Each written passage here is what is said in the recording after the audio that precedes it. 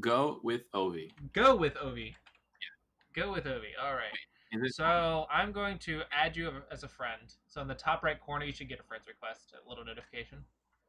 Okay, there you are. I got you as a friend now. And we're gonna start. We're gonna actually start. We're gonna take this one step at a time. So go like with chess, but actually it's not as obvious with chess because almost everyone knows the rules of chess, right? Right. But if Yeah. you remember, Go actually or chess actually has a sort of entry barrier with the rules. So we're going to be working our way through that because unlike with chess, you just don't automatically know the rules of chess. You just have to say, okay, what strategies? So we have to go through the rules of Go, and then I can talk you a little bit about where to start and stuff. So we're gonna do some exercises to get you through the rules in a very steady and easy way, so that way you'll go into Go with a understanding of what the crap is going Okay. on. So I'm going to send you a link. Are you sending it to me on the? I'll send it to you on OGS, so that'll be the simplest for me to send you links. Oh, It'll pop up. Just give me 1 second. As soon as I send this. I may have to also fix the way my screen looks for Go because I don't know if I have it set up for this website. Right, did you see the chat window pop up on OGS? Yes, there it is. Yeah, it just pops up like a little tab at the bottom of your screen. Clicked on it. So let me know when you opened it. All right, now let me fix my view here for the viewers so they can see it. Yep, not a problem. And I need my Streamlabs for that. So give me 1 second. I'm going to duplicate this and make it a Go.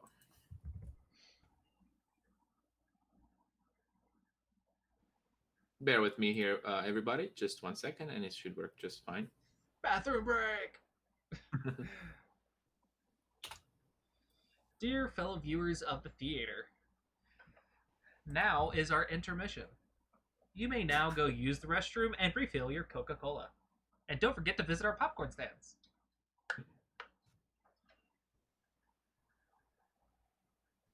Okay, so now I'll have to apply crop. Oh, I gotta switch the game type. We're playing Go now. Ah. Forgot about that. We gotta switch our game. Because we're not playing Go. The Go game. Alright. I'm almost done here on my end.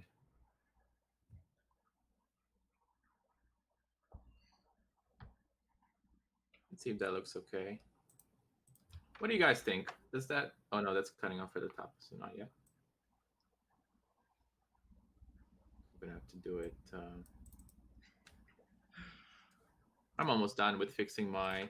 or applying the scene, so give me 1 moment. No worries. Oh, actually, I forgot to bring up your chat.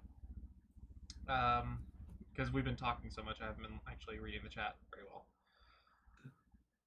All right. Oh, I see some people in both chats. Nice. Top. Maybe I do 10 there. Hello, Ovi's chat. Indo Queen. Indo Queen sounds familiar. Where have I heard that username? No, sorry, I'm not looking at the chat right now. So welcome, Indo Queen. Let me give her a shout out as well. She's a really cool streamer. Oh, so Indo Queen's gonna teach me next, right? Totally gonna collab next. Well, she's actually you as well. So you two are probably about the same rating. We're about the same rating. Okay. Okay, so all I gotta do now is... Are you as confused as I am, Indo Queen, about how the rule... we're about the same level, so are you as confused and whatnot on the strategies? Indo hangs out with CL Smith. Ah, that's why I know your username. I probably see you in CL Smith's stream. How does that look, everybody? Can you see the bar? Does it look okay? Let me ask. Can you look Clossius as well? Do you think that's good for the Go app? Because I'm not sure how this one is. Looks great. Okay, seems like people like it. I don't have it up. No worries. It would take me a minute to get it up to look at. Oh yeah, no problem. I think the chat said it looks great, so I'm going to trust the chat because they know. All right, I think I'm ready. Chat knows best. That's the lie of the internet, right? Chat knows best. Sorry, the customer's always right.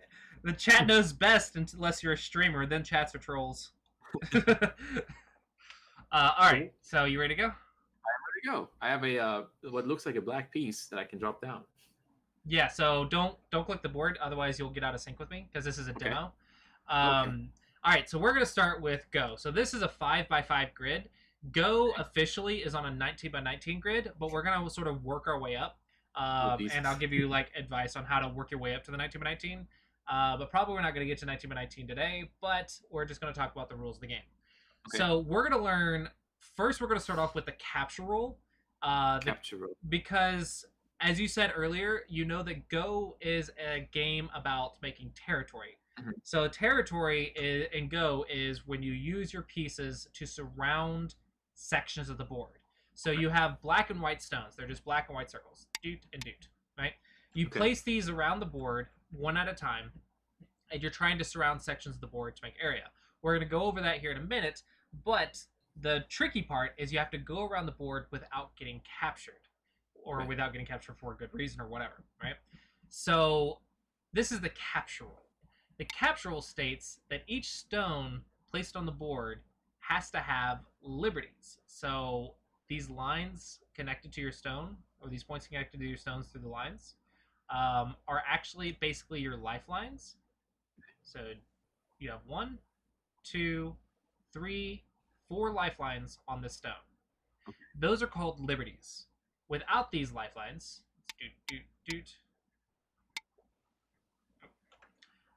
without these lifelines, your stone actually gets captured and removed from the board. So Okay. that's the capture rule. The way to save it is you actually connect to it like so, and now these two stones are connected through a line, so they actually share their liberties. So these two stones. So there's 3 liberties Yeah, now. there's 3 liberties left, but they actually share liberties. So if you removed the white stones, can you tell me how many liberties they have? Okay, let's see. So we'll start with this one. 1, 2, 3, 4, 5, 6, 7, 8, 9, 10. 10. But remember, there's no line diagonally. So only the lines that connect. Okay, so there's 1, 2, 3, 4, 5, 6. Yep.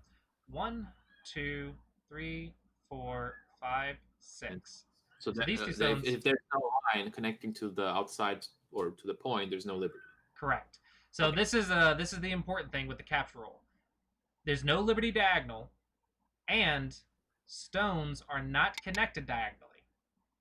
Okay. So there's no connection there. But if we place it like this, then they are connected because this stone connects to that stone, and then that stone connects to that stone. So those two share liberties. Now for Okay. our first sort of trick question. How many liberties do these 3 stones have? Oh, Jesus. Is it every point? If it's every point that's connected to any one of them, let's start here. There's 1, 2, 3 from both, maybe. So 1, 2, 3. Okay, 1, 2, 3, 4, 5, 6, 7.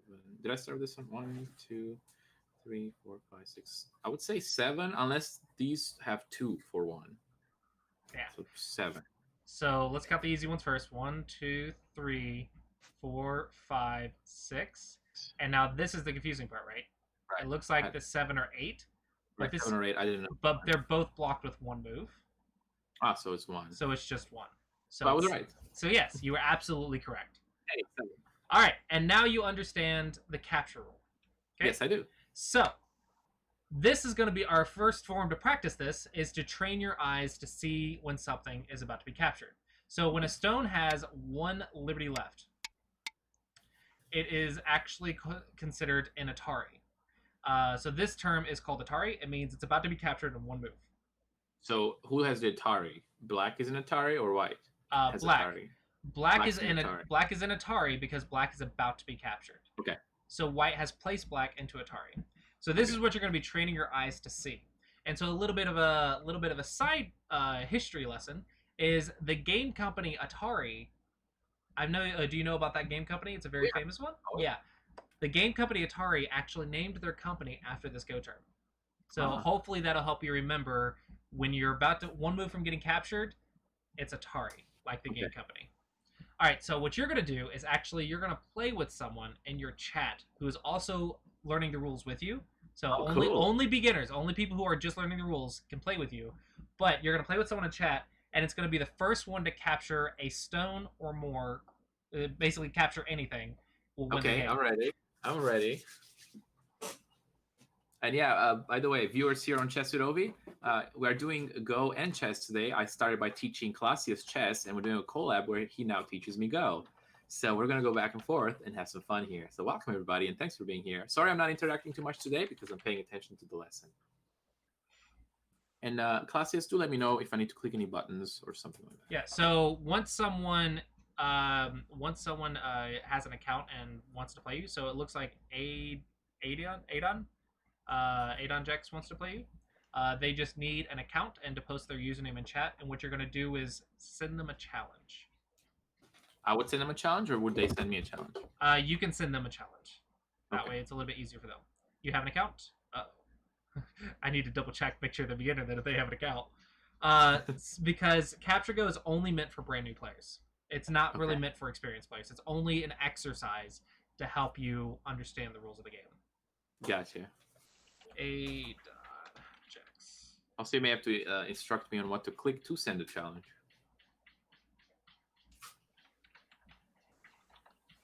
I can't find you, Adon. AIDAN.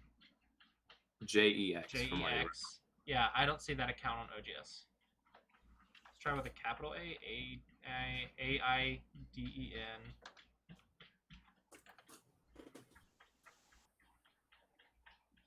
That's. Oh, that's not a link. Adon dot coffee.jex? No, I'm not finding that account either. So for those here on ChessWithOvi, we're about to play some Go for the first time against some other beginners and see if we understand. There it is. I spelled coffee differently than he spelled it. Okay. You got it. Okay, so what you're going to do is, do you see the hamburger in the top left? The top left hamburger? Next to the logo. There's 3 lines. Oh, yeah, I see it. Click that, and in the search, you're going to copy paste what he just wrote in chat. AIDAN dot period coffee COFFEY dot JEX. Okay, it says no results. Make sure you type it exactly how he typed it. Oh wait, he said he got it. He changed it to Aiden Jex 101. Okay, I found it now. So there it is, Aiden Jex 101. Okay, so you're gonna challenge him, and when you click his name, click challenge, and a menu will pop up, and you're gonna make it 5x5 board size, and uncheck that ranked box. Okay, uncheck the ranked box. 5x5. Okay. Yeah. So you can name the game what you want. Make sure private's not checked. Make sure rank's not checked. Set the size to 5x5. Anything else? And just everything should be perfectly fine. What's your main time and time periods? Time control Fisher. Initial time 3 days. Time increment 1 day. Max time 7 days. Okay, so Fisher is basically chess time. It's not what we normally use, but it'll be easy for you to understand if you want to go ahead and just use that. Sure. Okay, so go ahead and send that challenge, and then once you guys start, you both are going to agree, because it's not an official rule, you're both going to agree that whoever gets captured resigns. Okay. So I think I did send a challenge, but I'm not sure. Okay, so game started. Okay. Am I playing now? One of you guys should have gotten black. Okay, I got black, so I can move? Yep, you can move anywhere you want. Okay, I'll go center since I have no idea what I'm doing. Yep. And then it's going to be the first one. No, he's black. Oh, so he played black there? Yep. And then you'll click white. Wait.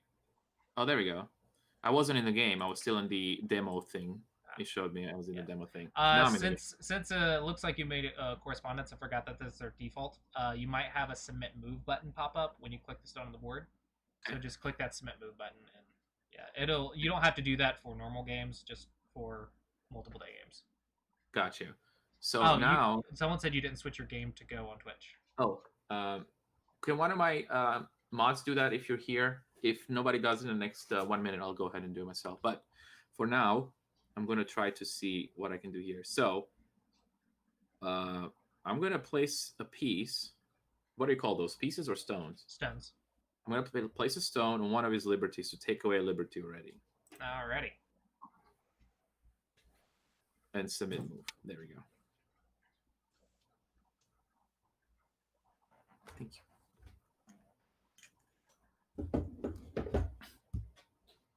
And once he makes the move, it will appear here. Or do I have to refresh anything? No, you shouldn't have to refresh anything. It should be, Oh, there you go. yeah, as simple as the chess server. All right, so now I'm noticing that he took 2 of my liberties Mm-hmm. for that piece. So if it goes here to a3 and b4, he's going to capture me. So if I try to go c2 and he goes a3, c2, he goes a3, then I got to block. Then he can go like c1, then I have to block again. That doesn't seem that good. If I play here,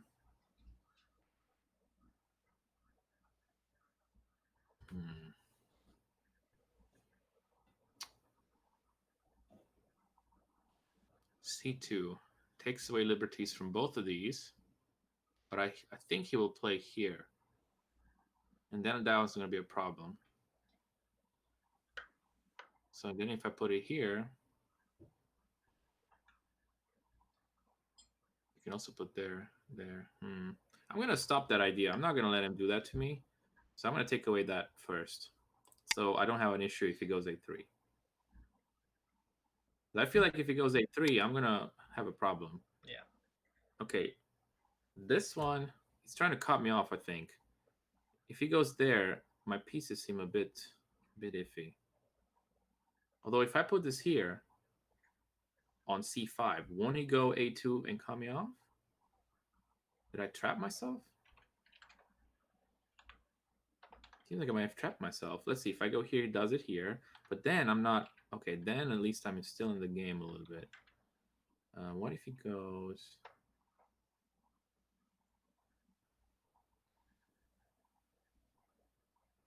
He goes here.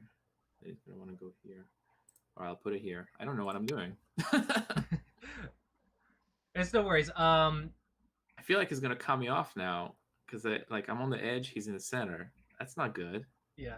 So technically speaking, black does have a large advantage, but because you're both beginners, it's not going to come into play that much. But once you guys start learning how the pieces move, then yeah, this is why it's just an exercise for brand new players. Can he? Okay, so I'm going to take... does it matter which one I do? I guess this one. I'm going to put this here to try to... Maybe you won't see it on c2. Well, you just said it out loud. You should. Isn't he watching your stream? Oh yeah, he is watching. I want him to see E1. E1. You don't need to see. If you see E1, play E1. You can't tell your opponent what to do. I forgot he's watching me. Can he like capture more than one piece? Can he Atari like a set of them? Yeah. And if a connected group only has one liberty, it's still considered an Atari. Okay. So right now, for example, for my pieces on A2, B3, and B4, I have 2 liberties, right? 3 liberties. Okay, so maybe the outside part as well. So 1, 2, 3. You're forgetting they're not connected diagonally. Oh, that's right. So because they're not connected diagonally, they don't count. All right. So for my B4 and B3, then I have 2 liberties. You gave him his move. No. See, if he would have just kept attacking you, you would have won. Well, now my plan is what? What if I cut him off from the top? Can you do anything to me? Is there anything of mine in Atari? Wait. Hold on a minute. If I place a piece on c5, can't he go d5 and just take it? Maybe. I think he can, because then I have no liberty. My only liberty would be d5. He takes away my liberty. c5 drops. Okay. None of that, please. Instead, if I go here, what if he goes there, though? I don't know. Is that a problem? I'm going to go here, not allow him to go there himself.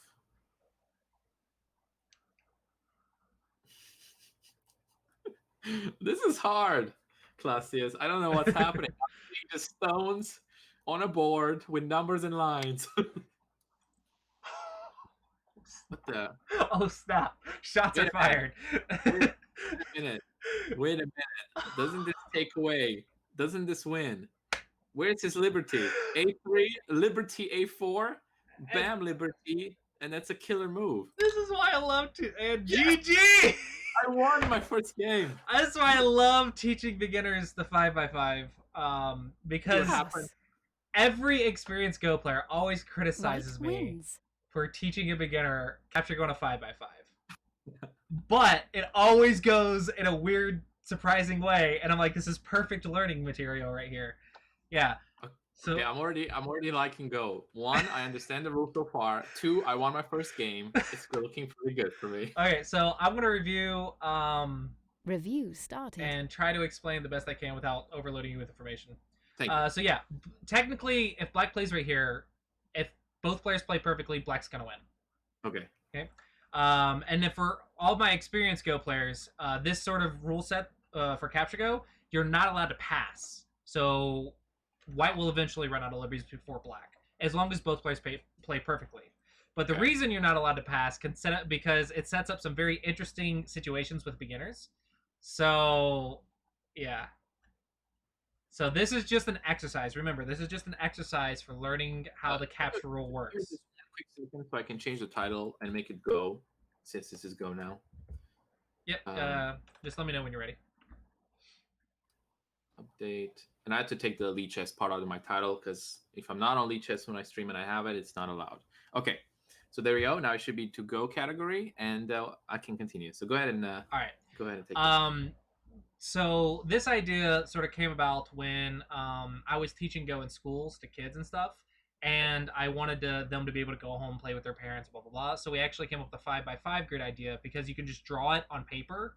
You can just draw a grid 5x5 and then draw circles, like filled in circles and blank circles. So this is actually something you can play, or maybe just get different color markers and do black marker or purple marker or blue marker, red marker, whatever. And you just fill in circles on a 5x5 grid and something you can just play at home and stuff. And so I actually found this was a great little exercise, especially like when they started playing stuff, and they always struggled with captures and stuff. So we sort of came up with this method to teach them, and some very interesting results have happened since I've started doing it. So now I'm like a really big believer that this is great. This is a great way to do it. Can you see my review? Actually, I don't. Someone mentioned you probably can't see the review. I don't see anything that if you're drawing anything, no. Oh, I can click. There's a button that says view. Do you see in the chat in the bottom right that Clossius started review? Oh yeah, I can click on that. Okay, now I clicked on it, and now I'm in a different room. All right. Now I see your moves. Awesome. All right, so that's sort of the little history why I teach this thing, because I know there was some concern in chat. But so let's start here. This is actually a mistake by Black. This is like the first mistake. Which one? B5? Yeah. The reason is Black actually has one stone right here that only has 2 liberties. Okay. Now this is a chance for White. Oh, I could have played C2. Because White has 2 liberties on every group. So 2, 2, and 2. And then this stone has 2. But as you read correctly, if White plays right here to take that liberty, it's a self-Atari because you just immediately get captured. Yeah, I saw that. I couldn't go but there. This one, on the other hand, is not a self-Atari. So and we call this a cut because we're preventing the connection. Okay. So a cut is a very powerful strategy to attack a group. So what you're doing here is a disconnection move or a cut and pushing them to the edge. Ooh. And then when you play like this, you can see that Black actually has nowhere to go. So Black and has you can go A1. Yeah, A1 is a suicide move, so that's an illegal move. Oh, because I'm going to be... There's no liberties for me if I put there. Yeah, so Black has to do something else, like maybe attack these 2 stones. And now you can capture. Ooh, so this I get 2 pieces. Yeah, so this tactic was, instead of Atari from this side, Atari from the side that prevents him from connecting and push him to the edge. If you can cut something and push it to the edge, it's a very powerful tactic. All right, I'm going to remember that. Cut, divide, and conquer. Yeah, divide and push to the edge. But it's also very dangerous. If there are situations, there are cuts that if it doesn't work, then you're also cut. So you have to also recognize that White is not connected as well. So it's a sort of a high risk, high reward strategy. So just be very careful. But I kind of have a rule of thumb: always check the cuts. Always read the cuts. Kinda like And so reading checking it, the text. yeah. So when I say reading, I need to clarify. It means calculating in chess. So in chess, so reading is just calculating. This one was a very interesting idea. So all black has to do is just connect to prevent it. But black actually had the right idea to attack these two stones. Unfortunately, black attacked from this side, and you only have one liberty, so you just get captured. But if you had attacked from this side, and then white connects, now you can actually capture white because white only has one liberty left. Oh, it captures everything. Yeah, and so I know some concerns will come up that A1 is a suicide move for white, but your opponent's liberties are counted before yours. Wait, hold on. You lost me there. So if you hover a stone over A1 for black, okay, you see how white's blocking both of the liberties, right? So there's no liberty diagonal. This is blocked, and this is blocked. So it looks like it's suicide. Yeah. But remember, your opponent's liberties are counted first, which basically translates to you can only play a suicide move if you're capturing something. Gotcha. Because when it's captured, you can see you have one liberty. So you're giving yourself a liberty. You actually actually have one liberty. So this is the way to attack white, is this one, not this one. So it was very close game. Okay. All right. Do you have any questions about how that game played out? So far, my only okay, I can go like this. When he played here, what the strategy? Because I didn't know where to go, so I just put it to the side. But I feel like he got too much center control, and I was stuck. When you play out a variation, you have to click the share button so I can see what you're doing. Because I'm the owner of the demo, so if someone else takes over the board, they have to share the variation. I didn't click on anything yet, but if did you play a move on the board? I'm about to make a move right now. Well, actually, I can ask you. Oh, it shows here. Okay, so on move 2. Move 2. I made B3, and then the game progressed, and I felt by move 7, he had center control on C3, C4, and my pieces were stuck to the side on B3 and B4. What have I done to prevent me being stuck on the side? Remember how I said that if black plays right here and plays perfectly, white's going to lose? Huh. There's nothing you can do to prevent it.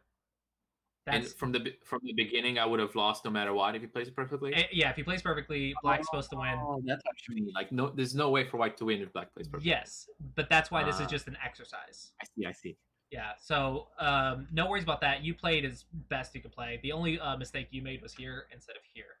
That's the only mistake you made. But that's why I said this is just an exercise for beginners. Once you understand the capture rule, this is not going to do much for you anymore. All right, so do you understand the capture rule? I do understand the capture rule, yes. Would you do you want to try again, or you ready to move on? No, whatever you want to. You take the lead. So I think you understand the capture rule because you were able to catch this capture.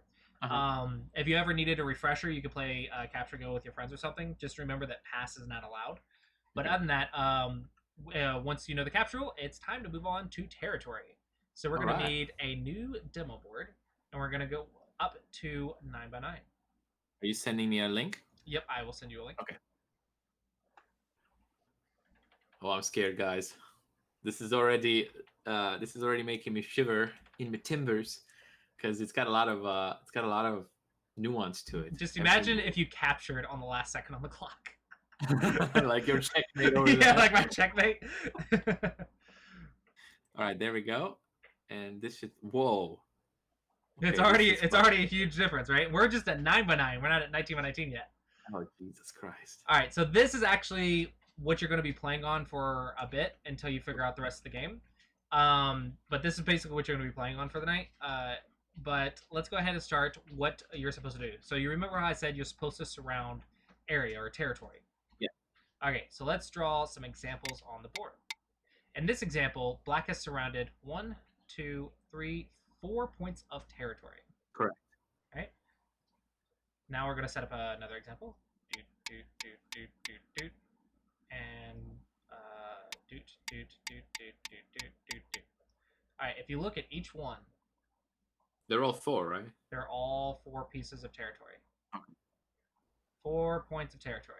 But what do you notice is the big difference? Well, some are more towards the center than the others. And some required more pieces than the others. Exactly. They're all 4 points of territory, but some positions require more pieces than others. The big difference is how many edges you're working with. Because edge is already Already they're blocked almost off. like Yeah, exactly. So Okay. this example shows us the theory that it's better to work with edges to make territory because it's faster and more efficient. You get more for your move if you work with the edges. It's completely the opposite of chess when you don't want to go to the edges early in the game. Yeah. So someone asked, basically territory is what pieces surround completely. Yes, that is correct. Territory is the area surrounded by a single color. So Okay. anything surrounded by a single color, which, if your opponent goes inside, you want to pretty much capture that piece eventually. Which this we'll get into more about this later, but just know that if your opponent goes inside your territory, the idea is you want to push them to the edge and capture them so you have your points. Right? Oh, okay. More on that later. That's food for thought. So now we know we want to work with the edges of the board, but now we need to think about the second opening theory, which is what line do we play on? Do we just start here? And we're on the both edges, right? This is actually not true. This is actually a bad move because this is not surrounding anything. Yeah, so it's like you're playing in enemy territory if white was to draw the lines around it. Yeah, so on this position, you can call the first line or the edge of the board kind of the deadline because remember, anywhere else we have 4 liberties, but on the edge we only have 3. Okay. And in the corner we only have 2. 2. So not only does it have 0 points of territory, it also has bad liberties. So we call that kind of the deadline. Okay. The next line is the second line from the edge. This seems a bit better, but it only gets 1 point at a time. So we call this the losing line because the second line only gets 1 point at a time, so it's not very efficient. We want more value for each move. Okay. So we consider the second line the losing line. The second line is not really meant for making territory.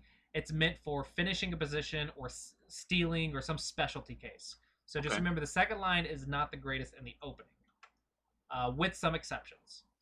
All right, the third line is actually the line that you're more interested in being on, because now it's 1 stone, it gets 2 points surrounding, and it's also very nice for safety. And that's, again, more on that later when we get into life and death, attack, and defense. Why do you say it gets 2 points surrounding? Do you see how he has 2 points under him on near the edge? Yeah, but you still have to put a stone there, right? Yes, but you see how he's getting control of 2 points at a time instead of 1 point at a time. I got you, because possibility-wise, right? Yes, that's the idea. So the third line from the edge is great for making secure territory and for safety. Okay. The fourth line is great for developing a position and growing, right? It's great for influence and developing a position. The fifth line is way too high because your opponent can come under the third line and take away all your points very easily and very safely, because remember, third line is very safe. Right. So now we know what lines to be on. Now we combine the two concepts and we find a 3-3 point, third line from the top edge and third line from the right edge, a 4-4 point, fourth from the top, fourth from the right, a 3-4, and a 3-4. It's now we know our opening moves. Okay. And so remember, we saw the corners are the most valuable, and then the edges, then the center. So we say third and fourth line in the opening, corner, side, and then center. So let's play in the corners and any of the 4 points, doesn't matter. And then we move along the edge, like that. And so here's a nice little combination. We have 2 third lines, so we would develop them onto the fourth line. So fourth line's great when you have support on both sides. And now this looks like a game, because now black's getting control of this side, white's getting control of this side. So now the corners of the edges are done, or maybe you want to play one more edge or whatever. So, but after that, you start pushing the borders. So remember how we said you start doing what? So imagine this line is your border of control, or your framework. Okay. Yeah. So now we start pushing the border. So maybe I go here, and then here. Here, and all I'm doing is just trying to grow my points while reducing yours. Okay? And that's basically a go game. And that's basically how you make territory. Here's the tricky part. Here's the catch. What do you do if your opponent goes in here? That's the tricky part. That's the complex stuff. how do you deal with how do you make territory that your opponent can't just go inside and take it away? This goes into attack and defense and life and death, which we're going to go more on after you understand some territory. But just to start out, for the very simple idea, if your opponent goes in, you want to surround them and push them to the edge somehow, as best you can. Okay. Push them to the edge. If you can Okay. do that, hopefully they'll eventually be captured. And if they don't, then it's okay. It's a learning experience. But let's just start with just this information and see how much you can do. And we'll see where you're Okay. at. Alright. So to review, third and fourth line, corner, side, center. After you develop the corners and sides, push the borders. And if you want to invade your opponent, or if your opponent invades you, go ahead and try it and figure out what happens. Sound good? Okay. All right, and that's basically all the rules of Go. The rest is just a lot of small stuff. But yeah, we'll start from here and see how they do. So maybe someone in chat wants to play you again. Sweet. I'm ready. I'm going to do so badly. Don't we all do? We all do.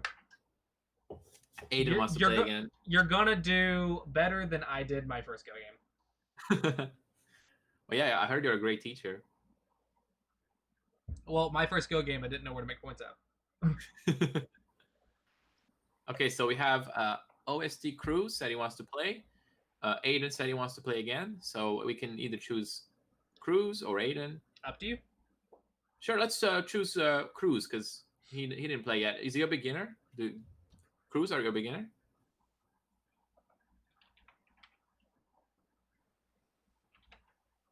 Yeah, He said he's not a beginner. Oh, But I'll be kind. No, I'll play Aiden. Probably it's better to learn with another beginner right now. Yeah. You can get the teaching games after you understand how the rules work.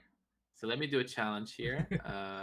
Wait, you said search, then challenge. Mhm. And what should I select here? Board size 9x9. Yep. On the time, select or do you see where it says? Let me actually. Time control. It's a simple Byoyomi Canadian absolute. Yeah, Byoyomi is what we normally play on, so let me walk you through that. So first off, we want the rules to be Japanese. Actually, rules? no. Let's do Chinese. Chinese rules? Yeah, Okay. do Chinese rules. That'll be good for beginners. Board size 9x9. Make sure it's not ranked. How about game speed? Blitz, live, or correspondence? We want game speed to be live because correspondence gives you a clock time of days rather than a clock time of real time. And then Byoyomi is the common time setting for Go players. Okay. So Byoyomi is divided into two sections. One is your main time. That just goes down, right? Okay. The second is the overtime. Once your main time runs out, you have 5 periods of 30 seconds. Okay. So 30 seconds is basically as many times you want. So as long as you play a move within 30 seconds, you'll get your 30 seconds back every single move. So it's an infinite amount of time. If you go over 30 seconds, you lose a period. And if you go over 30 seconds and run out of all your periods, then you time out. Okay. And should I choose 10 minutes? Yeah, it makes sense. Should I choose 10 minutes for that one? You can just do 5 minutes since you're both beginners. 5 minutes, 30 seconds. When you start playing ranked games, I would recommend 10 minutes or maybe 15 minutes. But since we're just doing some teaching stuff, we'll just do 5 minutes. Quick games. And now I click send challenge and it's all correct, right? All right. Yeah, should be good. Let's see. Chinese live, Byoyomi, 5 minutes, 30 seconds, periods 5, board 9x9. Unranked. I think so. I think that's all right. Send challenge. All right, and now you are going to play for territory. So you're not going to resign if something gets captured. Okay. Now, once you guys get some games going and stuff, go ahead and get it set up while I'm talking. Once you guys get it going, you're going to get to a point where you're like, when does the game end? The game is going to be over when you think you can't make or take any more points, and you think there's no way to change the result by invading them or capturing them. So you'll more understand as the game gets closer to the end. But right now, I want you guys to play until you understand that when everything's done, because it's not really super important for you to learn the passing timing until you learn how the territory works. Okay. But just know the game is done when both players pass consecutively, and the board is scored as is. Okay. So it seems like he's copied me, and we're doing what he just taught us to do. Mm-hmm.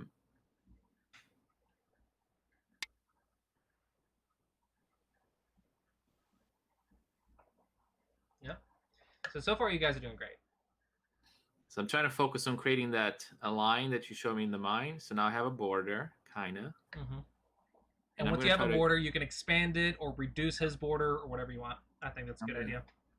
try to expand my border.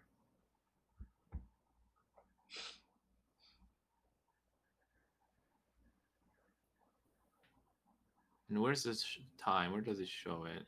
The time is in the top right. You have 4 minutes 33 seconds and 8 and 4:11. Mm-hmm. Sorry, you guys can't see that because my board setup doesn't work that way right now. But oh, did he play? Okay, so all right. So he's going a bit towards me, my territory. So I want to cut him off. That's a good idea.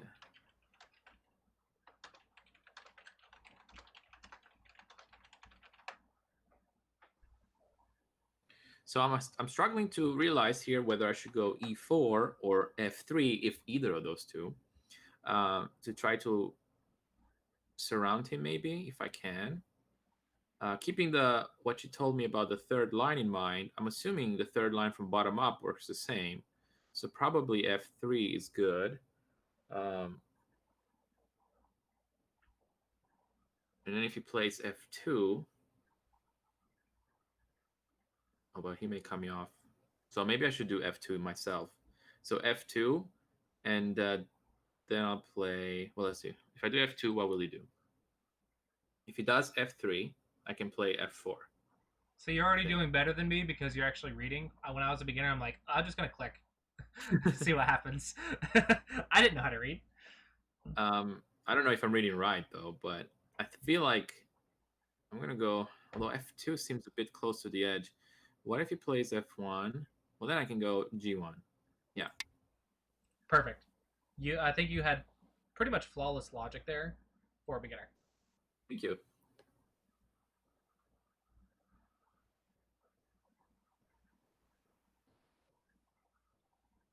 This is hard. Like, it's really hard. Okay, so he went e2 instead.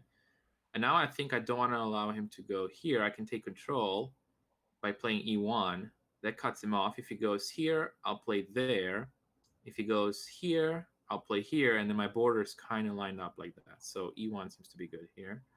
Do I run into an issue of him playing here? If I go there, he plays f1. Then I can take him with g1. Cut him out of my territory. Okay. e1. Okay, now I continue with my plan. So this is an Atari now. I would get captured. And now I have like a border set up there. You're doing perfect. Thank you. Although I'm not seeing this line so easily in my head because they don't connect diagonally. So how do I draw that line in my head? Do I just trace the lines for that border? How do you visualize it? How do I visualize what exactly? Sorry? The line you drew when you drew like a border line. What do I connect for that border line in my head? Do you see how the stones relationship are kind of like one space apart? Yes. That's how I kind of connected them through the one space. Oh, I see. And I just imagine that's the border. Gotcha. Okay, so it seems like I have some control here. It's pretty good. Maybe I should expand. If I go to d8, or I can take control of d9. And then kind of keeps him out. And maybe even if I risk it c9. Or here.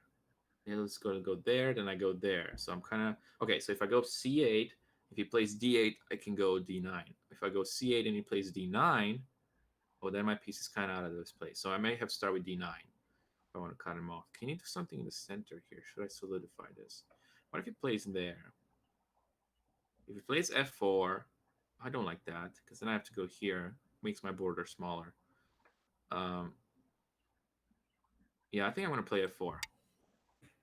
So he doesn't take f4 for me. Keeps my lines closed. If he goes f3, well, that's okay.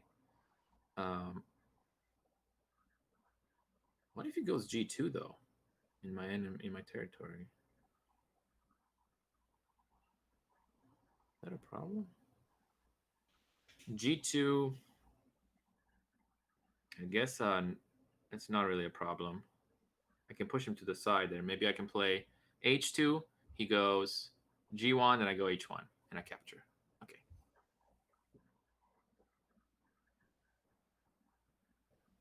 Yeah, I like that he's thinking out loud as well. It makes it really nice to see what he understands, what he doesn't. So far, I understand nothing. You're doing absolutely fantastic. I'm really You liking. think so? Oh yeah, I love the thoughts that I'm hearing. Oh, thank you. It makes me feel good. I've always wanted to play Go. It's very logical, very well thought out. I've only heard one thing that I think you misunderstood wrong, but most of them are pretty correct. Yeah. All right, so he played on d9. I think I have to cut him off. I don't want him to come in. If I go here, he plays here, I'll go here. Now, if I go on d8 and he plays...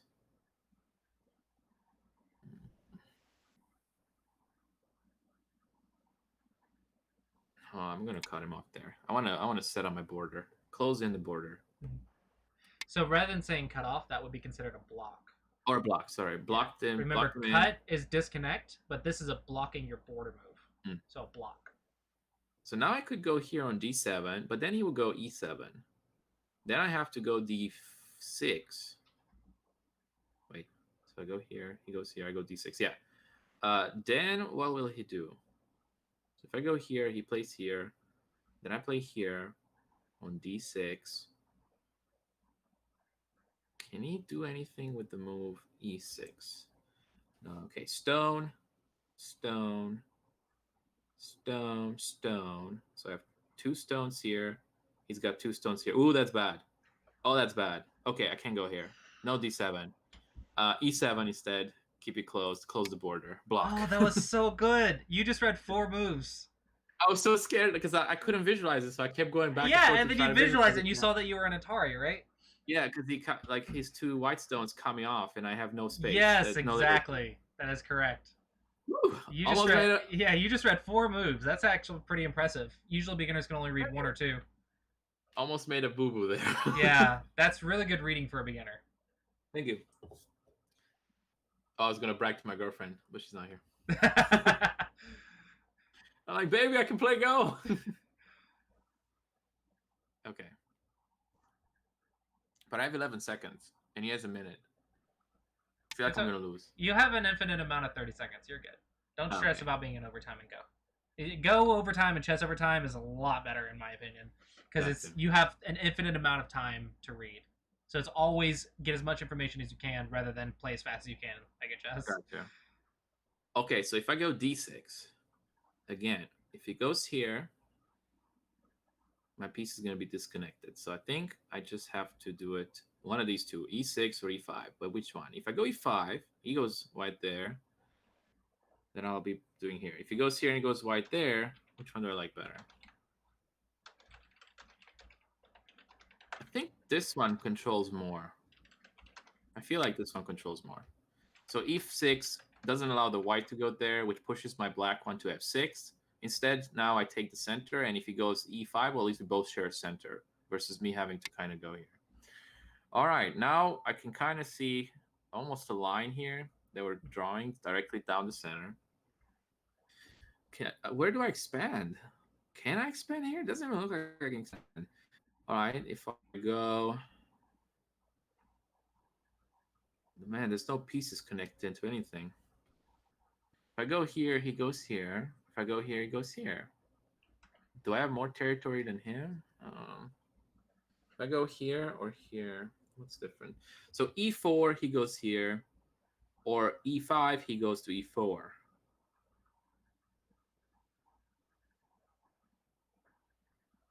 I think I can just pick one of them. It doesn't matter.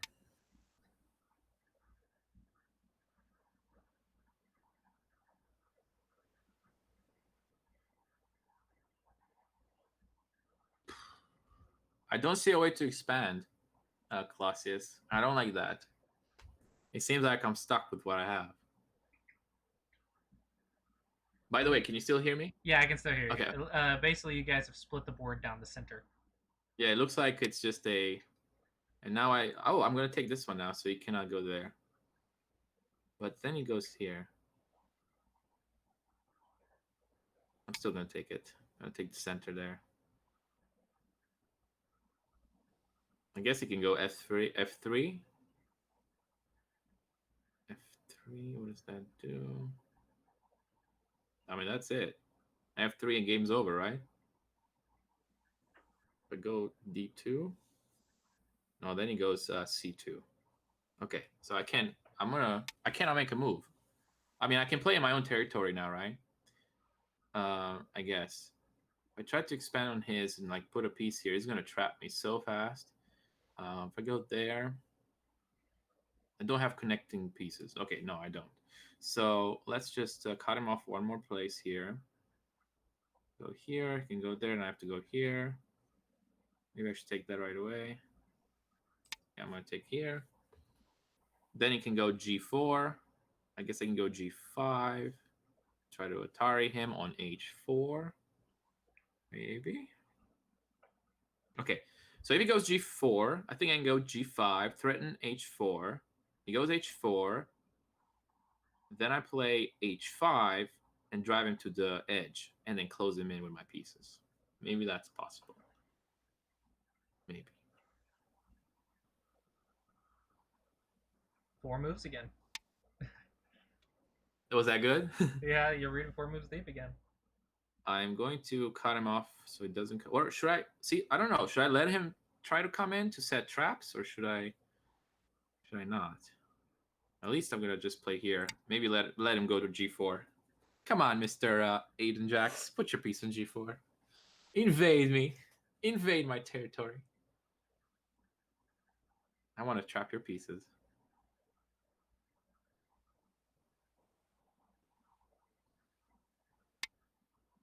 All right. Well, can I just pass and have the game over? I don't think I can do anything else. So when you want to pass, you have to ask yourself a couple questions. 1, can you make any more points? And how do I make more points? You expand your borders. I cannot expand my border. Can he make any more points? Yes, he could play G4, but then I'll capture his piece. Okay, is that surrounding more territory? It would be, yeah. Also, if I pass, he can make G4, then he passes and he gets more points? Or how does it work? With the pass rule. So what I'm asking you is, can he expand his border at all? He can do it by going, well, not the border, technically. I mean, Right. he can go G4, but... So G4 is the next question. Is there anything he can do in your area or anything you can do in his area of control? I cannot do anything in his because all my black ones are cut off by his white ones. Okay. Is there anything he can do in yours? He could play... Okay, so what I'm seeing, if I allow it, he could play G4, G5, F6, F7, Okay. F8, F9. Go ahead and pass. You just pass. Yes? You're about to Pass. run out of time. Ah. I'll explain it after the game. Remove the dead stones. What? It says remove the death stone? Don't. Okay, now click the stones again. I didn't click anything. It just Yeah, did it he by did. itself. He did. And now click the white stones. Do I click on the white stones myself? Okay, now just leave it as is. Okay. No, take it. I didn't do it. It's him doing it, I think. Yeah, click the black stones, click the white stones. Aiden doesn't do anything. So you click black, you click Yeah, white. click black. And is he clicking it or are you? Because he's clicking them. I'm not clicking anything. I'm clicking the black one. He's not supposed to click anything. He needs to stop clicking the stones. All right, so I did that now, and Oh no! Crap. Can you write in chat, Aiden, don't click the stones? Okay, Aiden, Clossius, Because he muted your stream. click the stones. Okay, I don't think it's clicking them now. And now I see a bunch of squares and a bunch of pieces. You want to click the white stones. I click the white stones? Yeah. The small squares are the points. So I click all of them? Yep, and that's the result. You have 42. Oh, there we go. There we go. And now, He clicked. did you write it in chat to tell him to stop doing it? I did. You may not have been reading it. No, write in the OGS chat, in the bottom right. Tell him in the don't. OGS chat. Yeah, in the OGS chat, tell him don't click the stones. Tell you not to touch the stones. Okay. I will explain the clicking thing afterwards. So it seems like he had more points than me. Did he? Oh, I see. He's unclicked it again. I'm gonna click it myself. I see what I now see it. It shows the points of each person now they're clicked. He's not trolling you, is he? He may be trolling me, Okay. but I don't know. Okay, now if it's like this, go click the accept button. Okay, accept, remove stones. And now he clicks the accept button. Let me tell him to click accept. White wins. Oh, there you And go. white So white wins won. by 2.5 points. And because his two pieces here, well, one of them is on F3, which is in my territory. Mhm. I don't have one in his, right? All And right. what's the- So I'm going to make a Review review, started. and then I just joined the review. let me click on the review. Sorry about that. I wasn't doing anything. I was just waiting. No, I know it wasn't you. You neither one of you was supposed to click the stones. I was actually just gonna let it score automatically, and it's fine. Because we haven't gone over stone removal. Don't worry, Gotcha. Aiden. Yeah, We you haven't said gone he over started. stone removal yet, so we don't have to click anything. Gotcha. I just forgot that he muted the stream, so he didn't realize that I was saying don't click the stones. Oh, I see. And I can't tell him because it mutes viewer chat, so we can't tell you guys what to play. I see. So I couldn't tell him to not click the stones. Okay, so let's explain what happened. So with there's two ways to count and go, Okay. kind of. The first way is to count all of the area right here that's surrounded by a single color. So you count the empty spaces on the right side for black. Hold on. I'm not seeing anything. If you're drawing on the board, I'm not seeing it. Oh, you can you see this? No, I'm not seeing anything. Can you click is there a little green refresh button under the tools and stuff by the move tree? By the move tree, let me see. Is there a green button that says refresh or? There's a green button that says pass, so I may be in the wrong board here. No, you're in here. I'm here. Okay, so the only green button I see is a pass. Can you see me moving Oh, the I can stones? see it now. Yeah, I can see it now. Okay. So now can you see me I drawing? can see it now. Yes. I Okay. couldn't see it before, but Okay. So on the right side, black has all those empty squares. So you would count those. And that's what the little black squares were. That was territory. It was it was showing you with the visual what the computer thought was territory. Okay. So all the little black squares, that was black's points. All the little white squares on the left was white's points. Okay. And that's pretty much Japanese rules. Chinese rules, you also count the stones as points. So that's the reason we did that is because you guys played in your own area a lot. Japanese would punish you for that, but Chinese doesn't. But there's a reason that that's different. If let's say you had captured a stone, let's say white played inside you and you had captured a stone. Do you see under your name on the top right it says 0 captures, 0 captures? Yeah.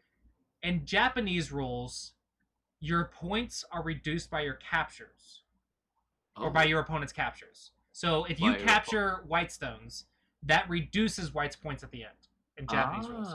In Chinese rules, the captures don't matter, but the amount of stones you have left on the board does. So it's equivalent. It's a very equal amount of points. Okay. It's very, very rare that the score is different, but it's basically the exact same amount of points. Okay. Right? It will not really change the result. Chinese or Japanese will not really change the result, unless in a very rare instance. So, the reason that we chose Chinese is that way you guys could play inside your area all you want without getting punished, right? Okay. And you wouldn't get punished. So, as a beginner, Chinese rules is fine. That way you can play it out. But eventually you want to work your way to Japanese rules because it's very similar to Western rule sets. And you want to learn that playing inside your own area is a bad move because it'll take away a point.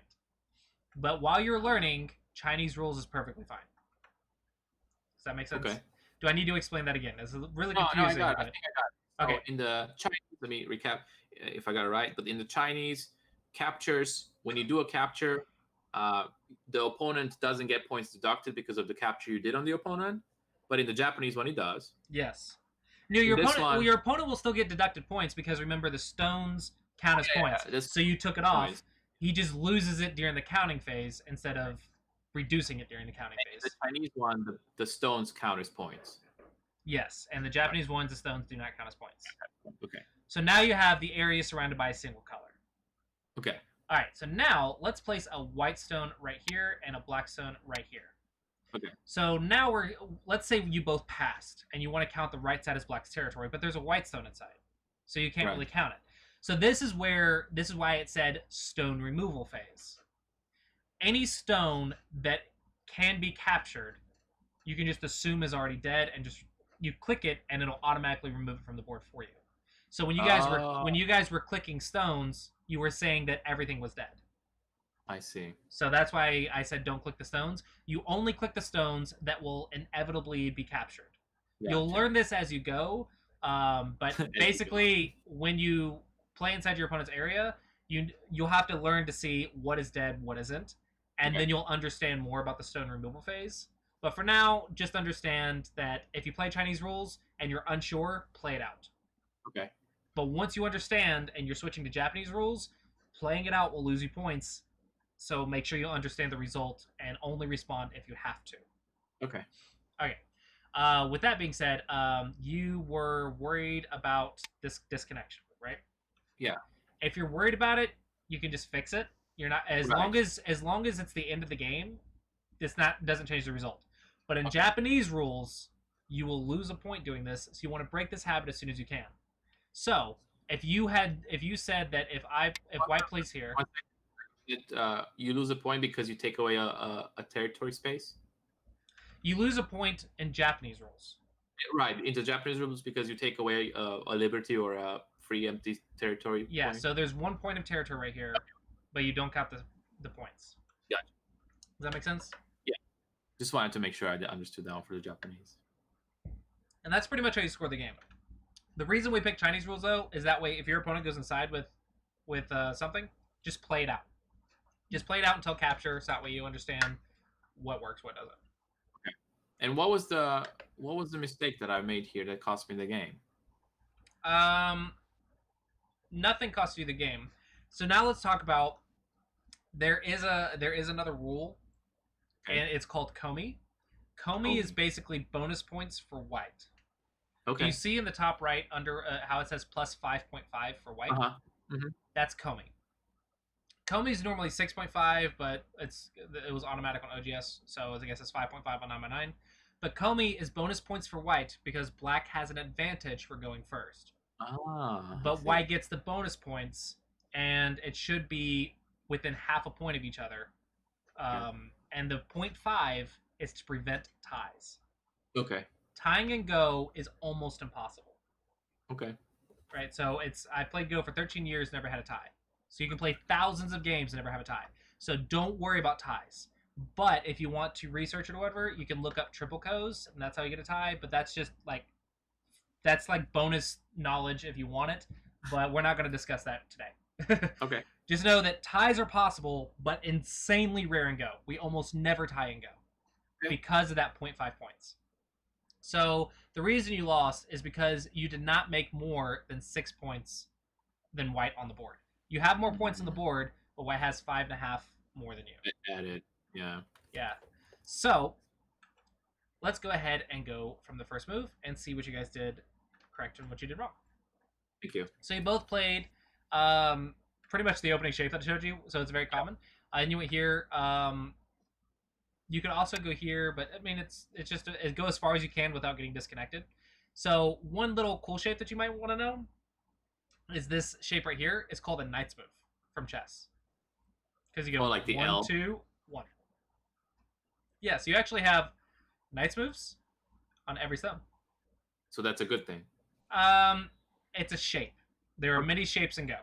But I thought it would be cool for you guys to understand that as your first shape as a knight's move, because you're chess players. I thought you might like to know that the knight's move is this shape.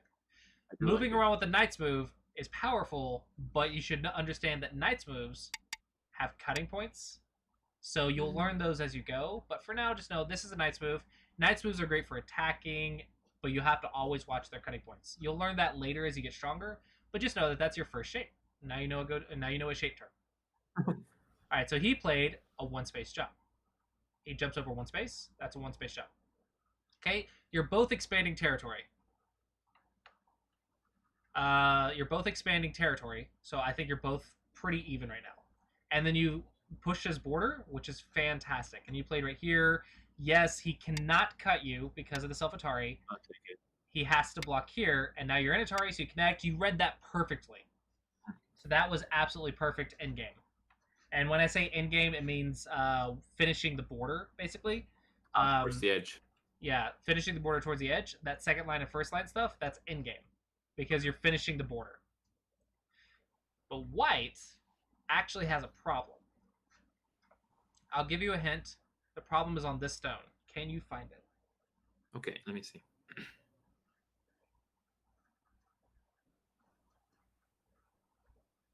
Yeah, I think so. If I play black stone on D2, he has to stop it on C1, and then I continue along the edge. C2, he has to play B1. Then he plays, and I play B2, he has to play on the edge, and then eventually A2 captures. Perfect. Yes. This is known as the second line cut.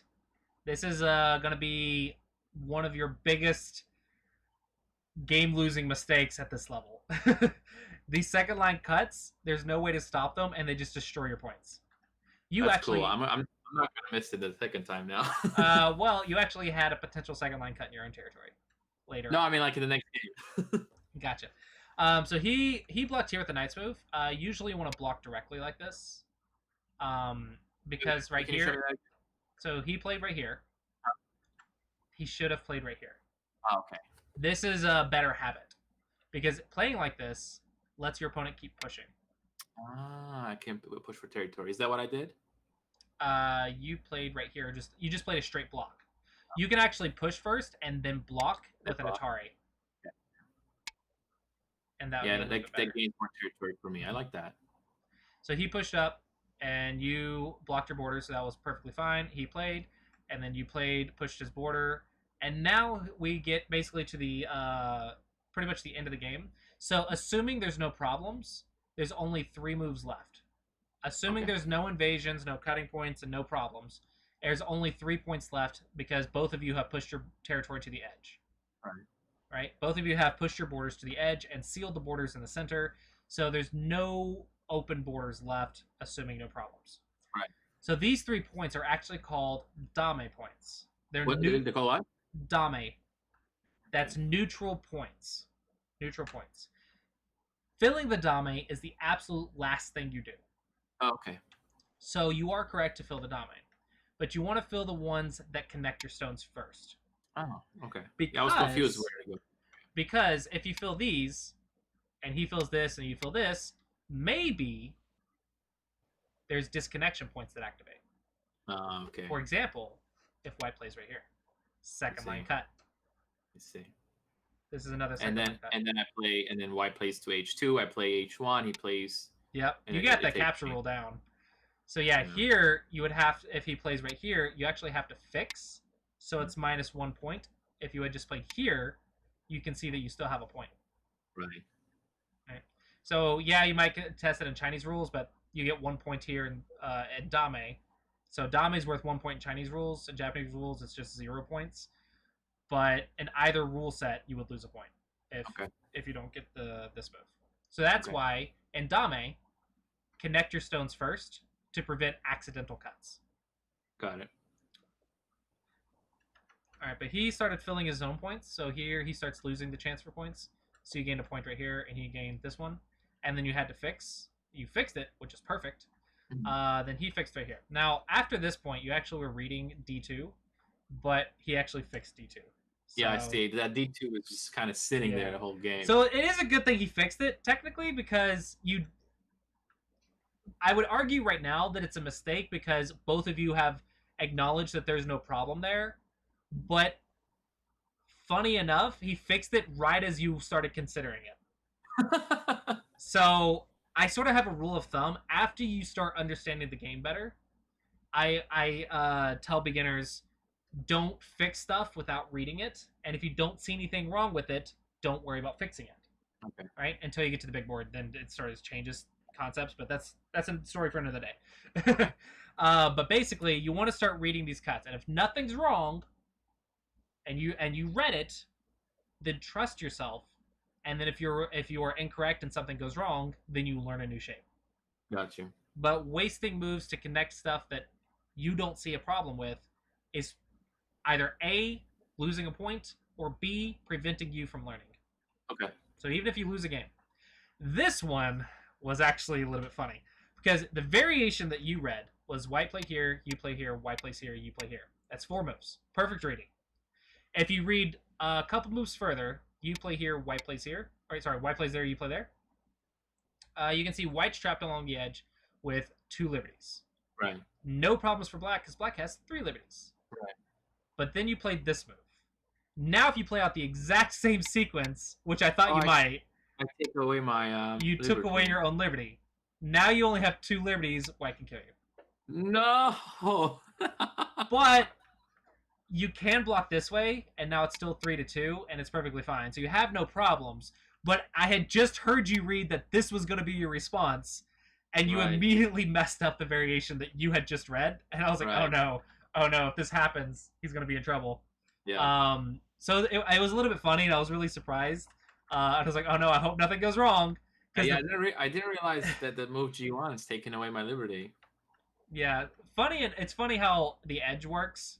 So playing inside your own area can be detrimental unless you have to. Right. Don't play inside your own area unless you have to. I will definitely use that principle next time. Yeah. So at this point, I would just pass as black. And then if white starts going in, now we start having to capture it somehow. And this is where we get into attack and defense. And like, let's say white passes now. And then you pass, then you remove the dead stones. So you would click these 3 white stones. It would take them off the board for you and give you the squares and show you exactly where the squares are for what it's counting. And you just double check that it's counting the right stuff. But you only click the stuff that is considered dead. Or in other words, stuff that will be captured. Captured for sure, yeah. All right, and that's pretty much how to play Go. Do you have Do you have any questions about anything I've said so far? I don't think so. I just want to play another game. All right. I would like to express the last 2 concepts that you will need to know before I can just let you loose to the internet. Okay. There's 2 more concepts, but these are a little bit complex. So if you don't understand them completely, it's okay. Just come back to me, and I'm happy to explain it again in the future. Watch some videos or whatever. These last 2 concepts you have to know that exist, but otherwise, right now, you can play a Go game perfectly fine. You know how to play Go. You can get on the internet. You can play Go. But these last 2 concepts are something that will come up, and you'll have to learn eventually, but they're kind of complex for beginners. So if you don't understand it, it's okay. I'm happy to elaborate, but let's just go over it. So first up is the Co rule. Co is kind of the last rule for Go.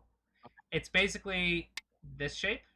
Okay. You see if white plays, black captures. Oh, then the black plays and captures. Yeah. So who wins there? There's the Co rule. The board will infinitely keep capturing. So the Co rule states you have to change the board before you retake the Co. So meaning you cannot go in an infinite loop. Somebody has to make a move. Who makes that move? So let's say, so in this case, black just captures, right? Okay. If we play out moves, if we play it out the order, let's say I play it like this: white plays, you play; white plays, you play elsewhere; white plays, you play elsewhere, and then white captures. This is the simplest code. If you capture back, it'll be an illegal move because the board will look exactly as it did on the previous turn. The board cannot look exactly as it did on your opponent's previous turn. You have to make it different. So you can play somewhere else and try to get your opponent to respond, and now the board's different, you can take back. Can you go back in moves? Let me see how the board looked. Okay, I got it now. So yeah, if you can see that if we go back and forth, and if you look the same, it'll look exactly the same. You have to change the position. Now, even if you don't see it, if you try to click it on OGS, it'll pop up an error saying Co or whatever. It says move number illegal Co move. right? Gotcha. So it won't let you play it on a server. So it's okay. You just have to understand what's happening. And what's happening is the code rule states you cannot make the border look exactly the same. You have to change it somehow. So I'm assuming that if you can set up a code structure where you capture first and the opponent cannot capture back, is that good for you? Co is very, very, very situational. Like I Okay. said, it's too complex for a beginner. You just need to know that this rule exists. If you have to win the co, because say your group's going to die if you don't win this co, you want to play what's called a co threat. So let's say that white has a move, right?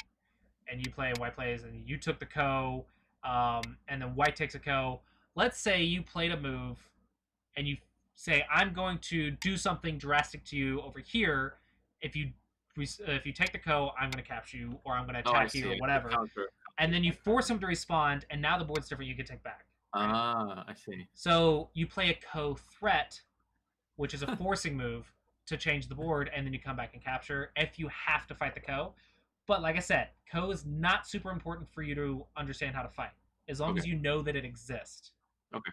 So don't worry about co too much until you get stronger, but just know that it's a rule that exists. Okay. This last concept is life and death. This is how to determine if something is a living group or a dead group at the end of the game, or how to live with something inside your opponent's area. So it's the secrets for living and destroying points. Okay. So I'm going to set up positions. And okay, and then we're going to surround these positions with white stones.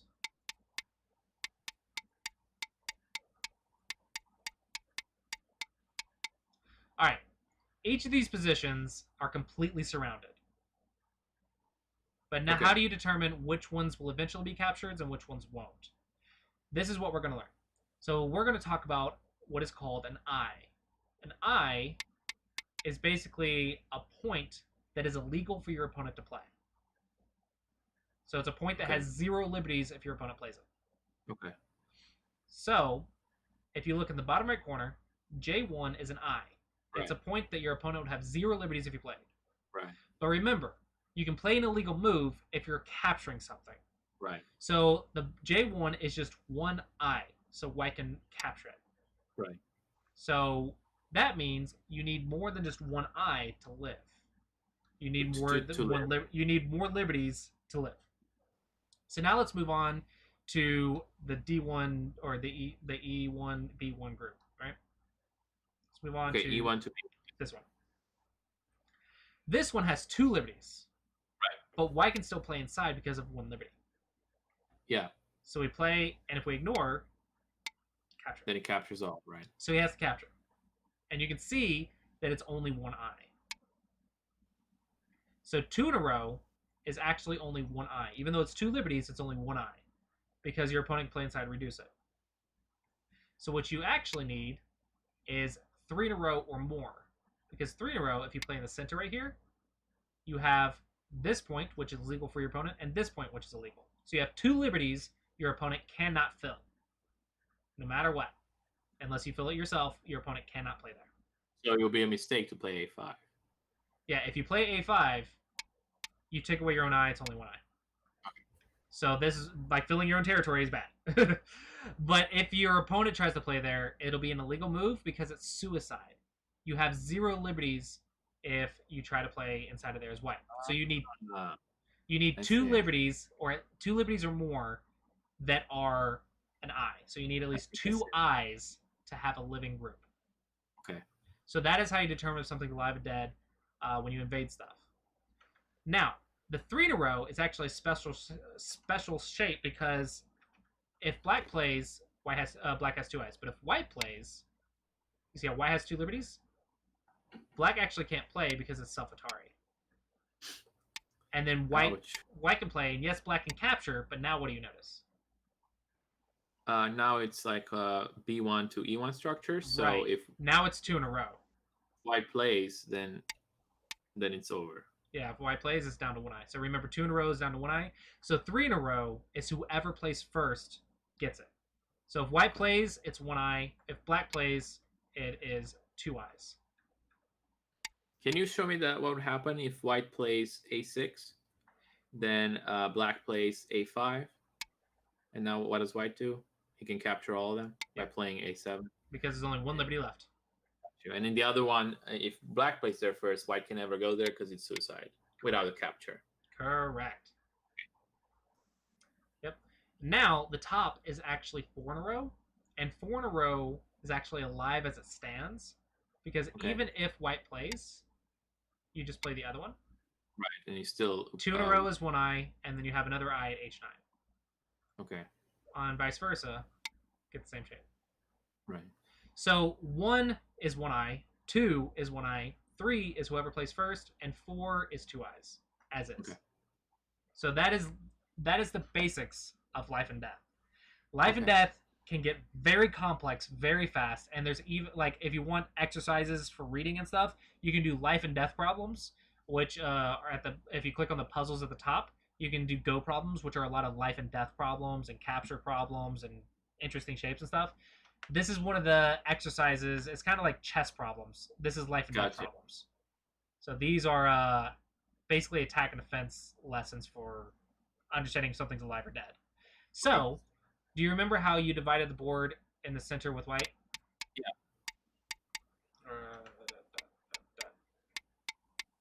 Oh wow, you remember everything. It's pretty cool. No, this is completely unique. It's not the same situation. Gotcha. But because I had. Basically, when you divide this board down the middle like this, and your opponent's like, "I'm going to go inside your area," now it's a life and death problem. How do you push it, surround it, push it to the edge, and make sure its eye space is only 1 eye? Oh. Life and death. This is what you will have to learn when you play 9x9. Wow.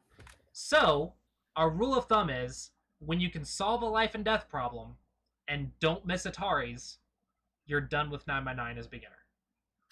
And then you move up to 13x13. Okay. So, when you play 9x9, you're probably going to wonder, I want to move up to 19x19. When should I move up? That is my answer. When you can solve a life and death problem, a basic life and death problem, and you don't miss Ataris, you're good enough to move up to the 13x13. On 13x13, when you can finish your borders and make territory, and you stop playing these crazy invasions because you understand they don't work anymore, and you can finish a game basically pretty solidly, you can expand your points, you can push your borders, you understand how territory works on 13x13, then you're ready for 19x19, and at that point, you get to open the can of worms that is Go strategy, which can get complex, but it can be a lot of fun. The more you understand, the more fun this game becomes. The more strategies and the more you learn, the more interesting it is, which is probably true with chess as well. Right. I do have a playlist on YouTube for how to play on the 19x19 as a beginner. But if you also want me to give you advice, I'm happy to give you advice. Feel free to ask me. You can ask me in my chat when I stream or whatever. I'm happy to help anyone out to learn this game. But with that, do you have any questions about the rules of Go? I don't think so. I think I'm ready to try to apply what you told me. I am ready to let you loose to the internet. What do I do now? So you can either play someone in chat, or you can play your first rated game. What do the viewers want? Do you guys want to play somebody in chat, or do you want me to play my first ranked game? See what your viewers want as well. Let me know what they want too.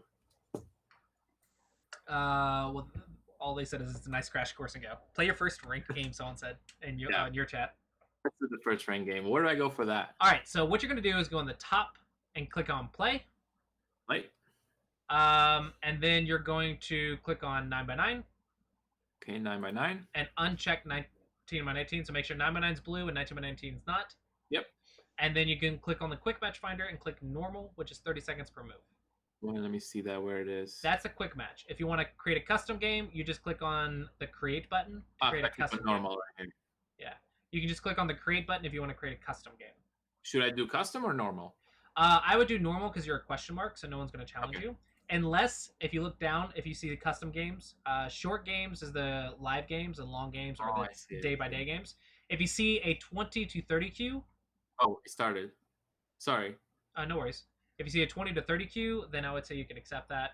But your rank right now is probably like 25 queue. So somebody. Okay, so I'm playing You're playing it. uh, You're Jacinta Tejoro 24K, and perfect. You're playing another beginner. all right. So there we go. I will. Well, okay. So he took away a little bit of the center. All right, so a little bit of go courtesies is it's courteous to greet your opponent and wish them good luck or have a good game at the beginning of the game, and then at the end, it's courteous to say thank you for the game. Okay, let me do this. Hello and good luck to you as well. Yeah. Do you have a quick chat bar at the bottom of chat? Oh yeah, there it goes. You can click on quick messages. Yeah. If you hover over those are just quick messages for hello and thanks for the game. Like one for me is hello, have fun. Two is thanks for the game. Okay. But yeah, All right. So good luck in your game. I'm just gonna watch and listen to your comments and stuff, but I'm not gonna give you any advice. I'm just gonna see how you do and watch, like chat's watching. thank you. All right. So let's talk through this, viewers and dear Go friends and chess friends. Whew. We've got a lot to consider here. Clossius hit us with a mountain of information, although very nicely broken down, I must say. Um, I think the opening he showed me, this f5, is kind of good. I believe normally these seem to have been a good idea to delineate some territory here. So we've done that. Okay, now my opponent is expanding already in my side. I don't like that. I wonder if I play on e6 here, will that be ever an issue? For example, if I play e6, he may go e7. Then I have to protect on d6. Uh, and then I think he can kind of trap me in with my white pieces by going around me, so that's probably not a good move. I can maybe play on f7, and if he tries to come in now, I can close him in now, perhaps with the move e6. Another one is to just kind of let him sit there and put my own piece here on e8 or d8 and try to close him around that way, but that seems like it's not going to be that great. So I think I'm going to opt for the move f7. Now, what if he plays here? And I play here now. So, okay, f7, f4, g5. Can he expand on me with g6? Doesn't seem like it. I have enough white pieces, so I'm going to go f7. I think I need to play faster. I'm already down in time. Okay, so now he's trying to Atari me. I'm going to go g5 to stop it, and hopefully he cannot actually go around me here. That's kind of the worry. Okay, so he's trying to do it. Uh,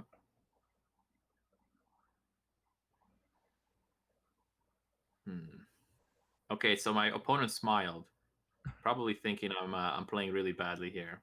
No, I think they're just thinking like smiling because of your comments. But yeah, if Oh, they I start see. chatting in the middle of the game, just ignore it and keep playing. So what if I go? If I play the move e6, I'm threatening g6, and they play g6 now, and I can play h6 and win it. I think that's good. Otherwise, I just play g6, and then I get f6. So I'm assuming g6 will run into h6. Okay. All right, so now I get my first piece. Now he's trying to Atari my g3 piece. If I try to stop it, he's going to surround me. So I probably should focus on a different part of the game. Let's see, g2. If he plays g1, I can try to go h2, but then j3, and I'm toast. Well, hold on. So g2, g1.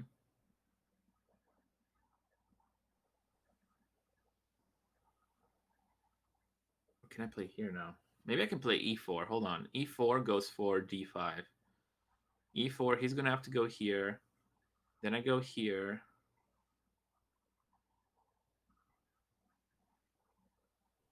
He's going to take that one for sure, but I can take that one. Counterattack? Is it a good idea? If I get him on, if I put my piece on g2 and he wait, is this? Oh wait, I don't know if it's Chinese or Japanese rules. I'll look. It's Japanese. So that means that stones don't count, Right. territory counts, and captures removes points from my opponent. So I already removed the point from him. Mm-hmm. And you have Okay. 5.5 komi. Oh, and I have some extra komi. Okay, so I'm gonna play here and try to go for d5. I don't think that's a good move. It doesn't feel good. I think I should have just stopped that idea. But also, if I play here now, it feels like I'm expanding my border this way. Okay, and if I play there, well, you can go there. And I can go here, but then he can capture them. So I don't have time to respond to that. So I may have to go here. He goes here. Okay, maybe there or here. No, I'm going to go here. So let's delineate on this side. That piece there is looking alone. Maybe I can go see. Okay, so that's going to be taken. Can I set anything? Oh, I wish. Wait, if I go here. Wait a minute. I think I can push him to the edge, maybe. I don't even know. If I go d4, if he plays here, he takes it, right? Yeah. If I go here and he plays there,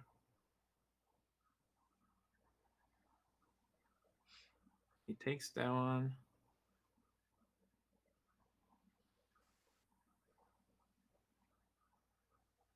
Oh, I don't like what I have here. I have to give that up, don't I?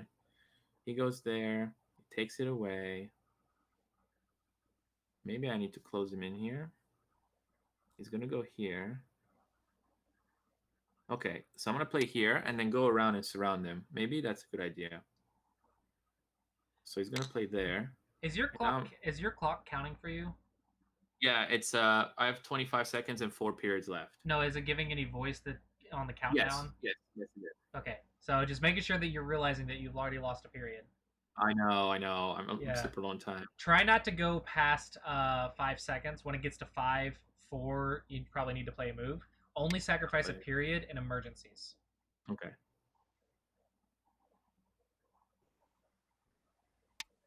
So I'm trying to create this border here. So he cannot, like I kind of see the black pieces sitting at the bottom edge and my white ones at the top. So I'm going to try to close them in. If I go here, and he goes where? Maybe I should go there first or here.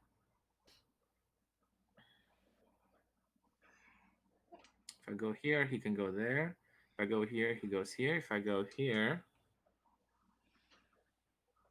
I'm going to go there. I think I cut off the opponent pretty well there. Maybe I can play... Oh.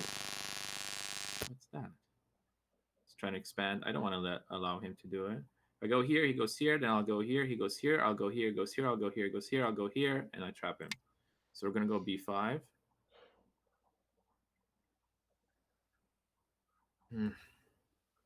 This is hard. Okay, so now he's trying to like cut me off. No, sir. How do I undo that? If I go here, I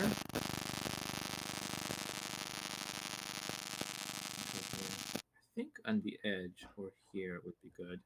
If I go to b7, he goes here, then I'll trap him there.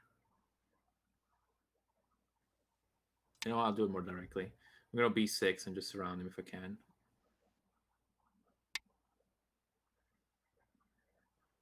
He goes, I go here, or I go here.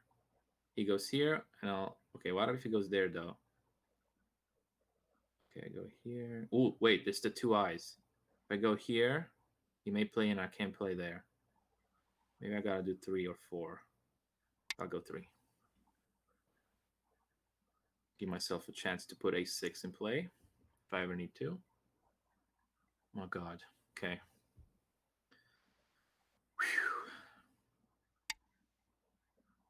All right, now he's doing this. I think I can take advantage of this now. If I go here, can he ever play black there? Yes, because he can capture. That's a capture. But if I go here, he can play black there. No! Wait a minute, he can play there. He can capture these then. All right. So he's going to go there next. I made a mistake, didn't I? black here, and black here. If I go here, he goes black here. Then I play this here.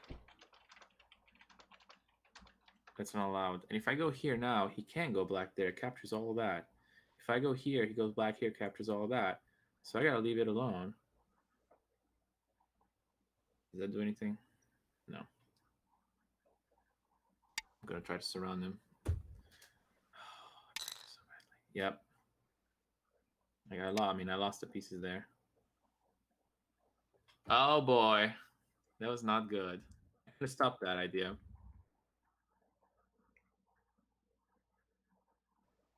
Wait, let me see. So black. Well, oh, I had to play here, I think. Oh, I think here. Then if black goes there, go here. Can I? Oh no, I can still do it. Maybe just the best structure. Okay, how do I trap him in there now? If I go here, you may go here. I go there. Here. I go there. Still nothing there. Okay.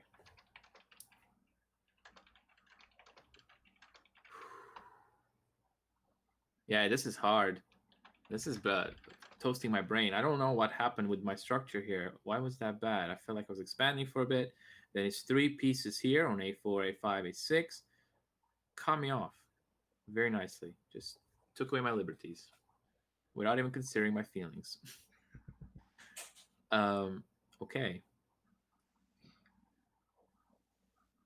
Where is such? Is it a woman? I think it's a woman from the profile. Where is she going to play? Do I have any chance here? Maybe I can play. Someone said you're in review mode and your move is not being registered. Oh. So click back. Back to game. Oh no! And I lost all my periods. What did you play? Click back to game. Do you see a green button that says back to game? Yeah. Click that and then play your move. Oh my God. I did in review mode. I thought I did it on the board. No. Yeah, don't. That's why I always turn analyze off, but I go here. Black I don't know why that's a thing. Yeah. I hate that I have to do this. Oh, this is all spanning around me. Never play out your opponent's moves on the board, because that means you're in analyze mode. Got you. I meant to not do it. I guess I entered it somehow. All right. It's gonna cut me off there. I'm gonna go here. He's gonna go here. I can go there. Okay, that's fine. I wasn't gonna save that one and cut him off. Wow, my border just looks sad. Look at that. I have no control. All the black pieces there, so much control, and now he's still trying. She's still trying to get in here. You know what? That one's a dead piece. I'm taking that one somehow.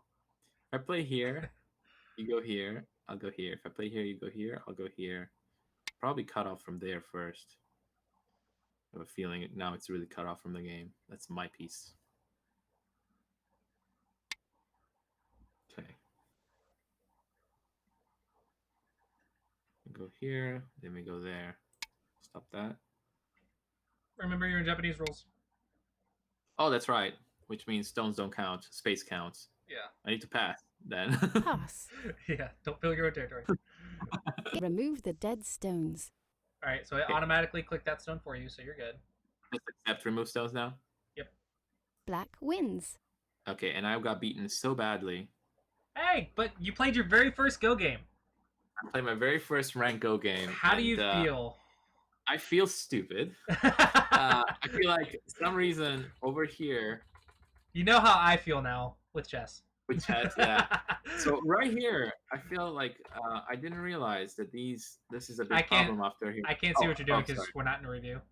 But I'll start a review. Review started. Okay, you actually played a very interesting game. It was very exciting to watch. Are you in here? Yeah, I'm in here. Alrighty. So yeah, Black played the center. It's fine on small boards, but on the big board, don't do this. Like, then she expanded. That was fine. You expanded the corners. Good. And then you blocked. Blocking right here is a little bit better because if you play right here, you see how you only have 3 liberties. It's just slightly more risky. Slightly more Okay. risky.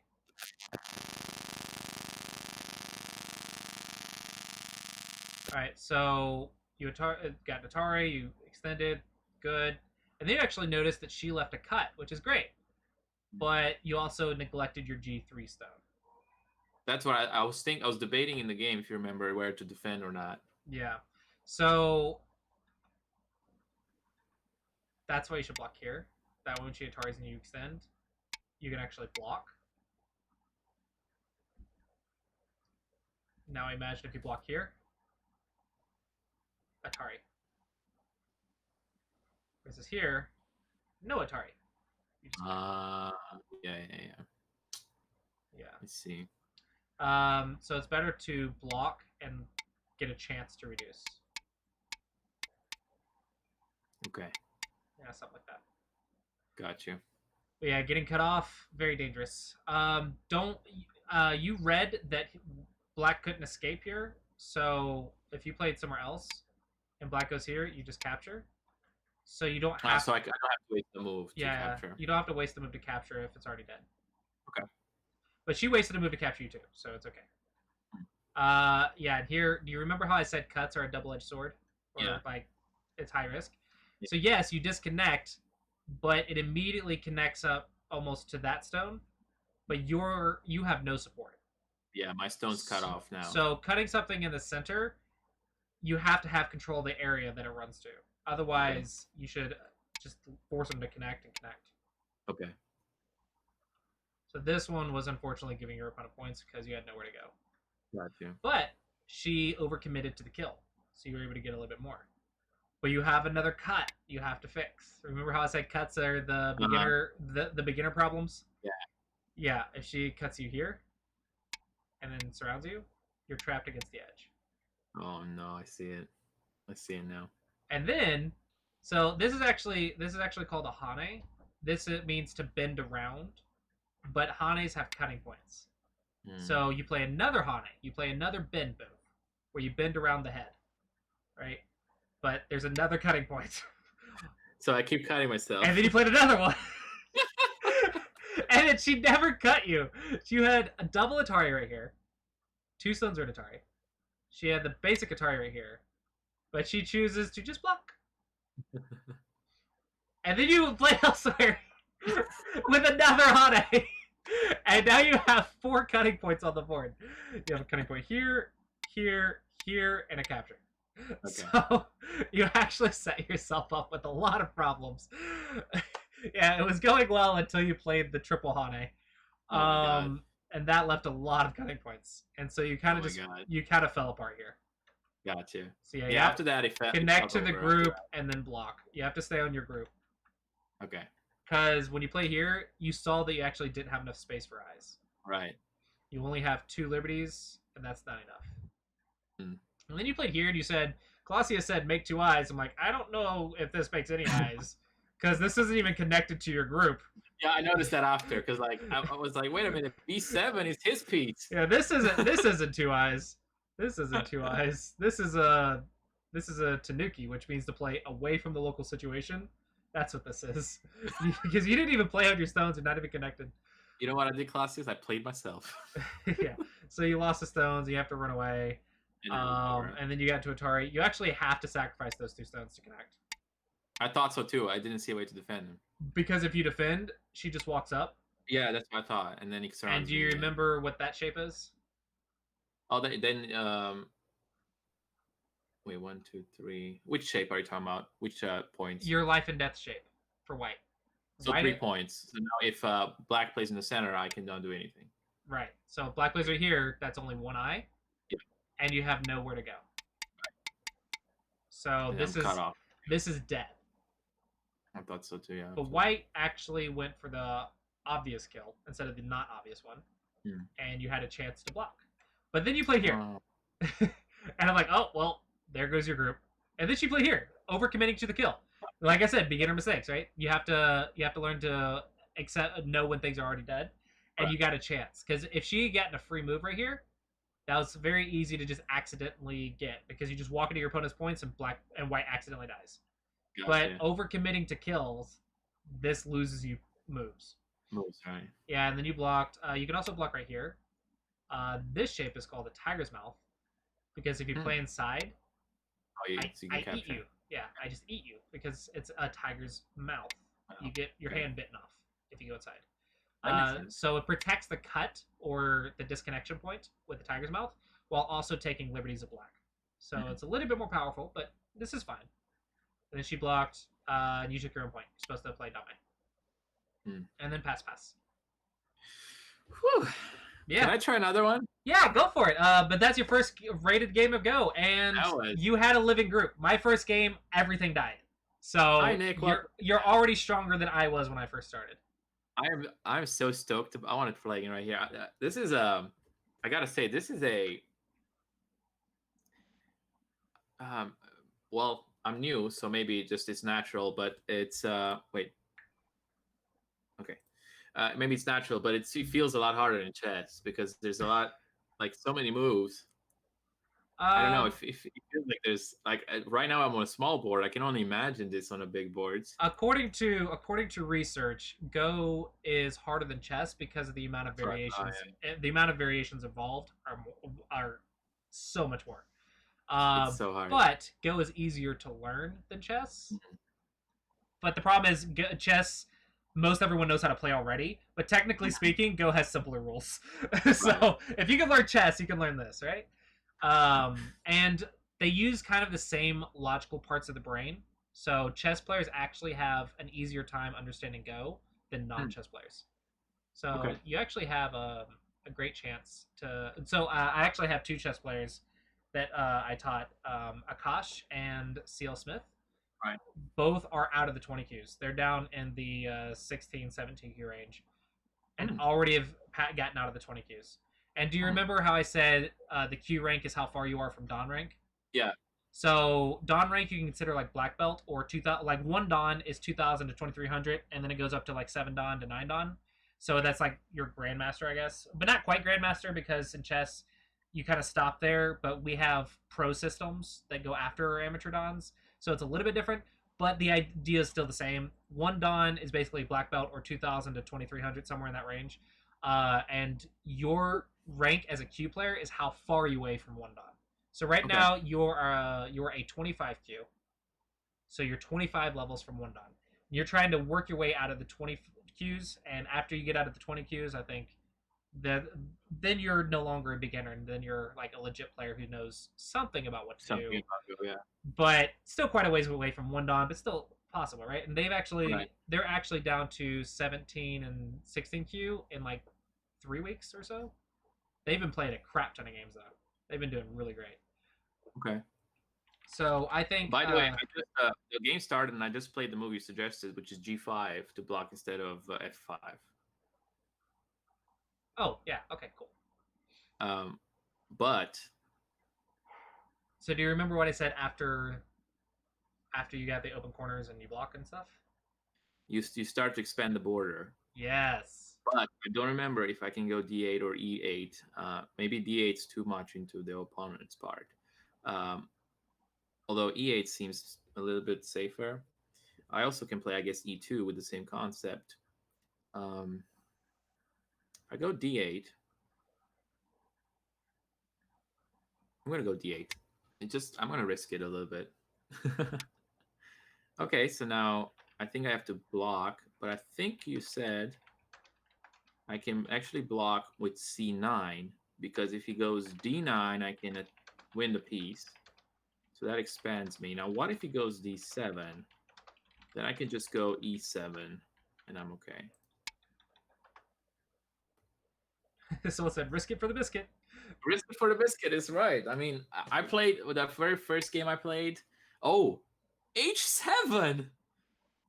What? Oh, look at that. My house. YOLO move, right? This cannot be good. I have too many things around there. All right. So now you have to learn now you have to know how to handle it. How do I handle this? So now I have an intruder, and I know a little bit of karate, but just enough to just replicate movements that seem like it's not even karate. So I'm mimicking karate here. Do you remember the ideas though? Okay, so I want to push him to the edge. Yeah, you got this. As long as you have that concept down, you should be able to handle this. So if I go G8, and now let's say he goes G9 for whatever reason, then I can play F9. That's pretty cut. And if he plays J8, let's cut those two here. I can go here. Wait, maybe I should go there first. J8.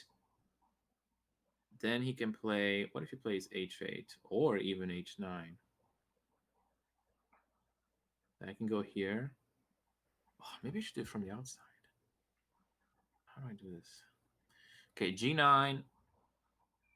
He can go G8. If I go G8, he can go G9. But then I can go F9. Okay, so G8 and F9. That seems like it's almost over. Then he can play here. Then I'll play here to a G6. Then he can play H5. And then I'll keep going down. Okay, so I think I can start with G8. G8 seems okay. I don't know. Maybe I was a mistake. But I'm predicting G9. G9. And then I can go... Oh, okay. I don't know that move. What?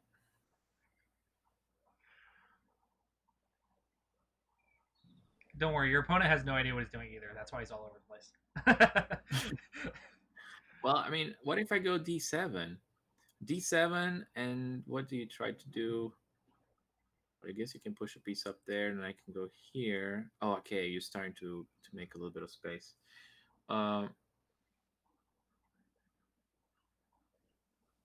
If I go E8, then you go F7. Then hold on. Here you go here. Here you go here. Then I can go there. Still cut off. Yeah, so maybe E8. Oh, he's trying to surround me. Can you do it if I go here? If I go here on F7, white can go F8.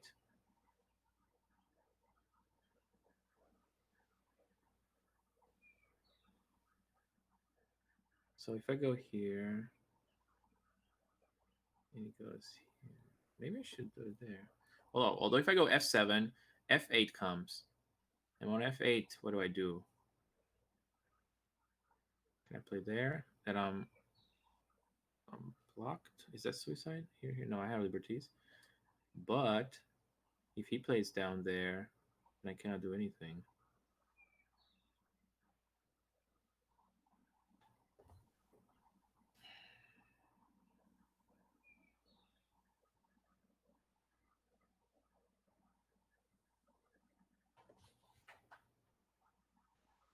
Why is he expanding here? What am I doing? The cutting points. This is a problem with cutting points, isn't it? E7 here. Cut me off.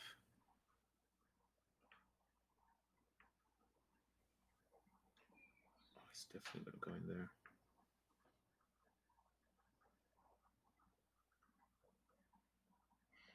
So, okay, if F7, F8, then I play F9, then he can play E9. And then I'm in trouble.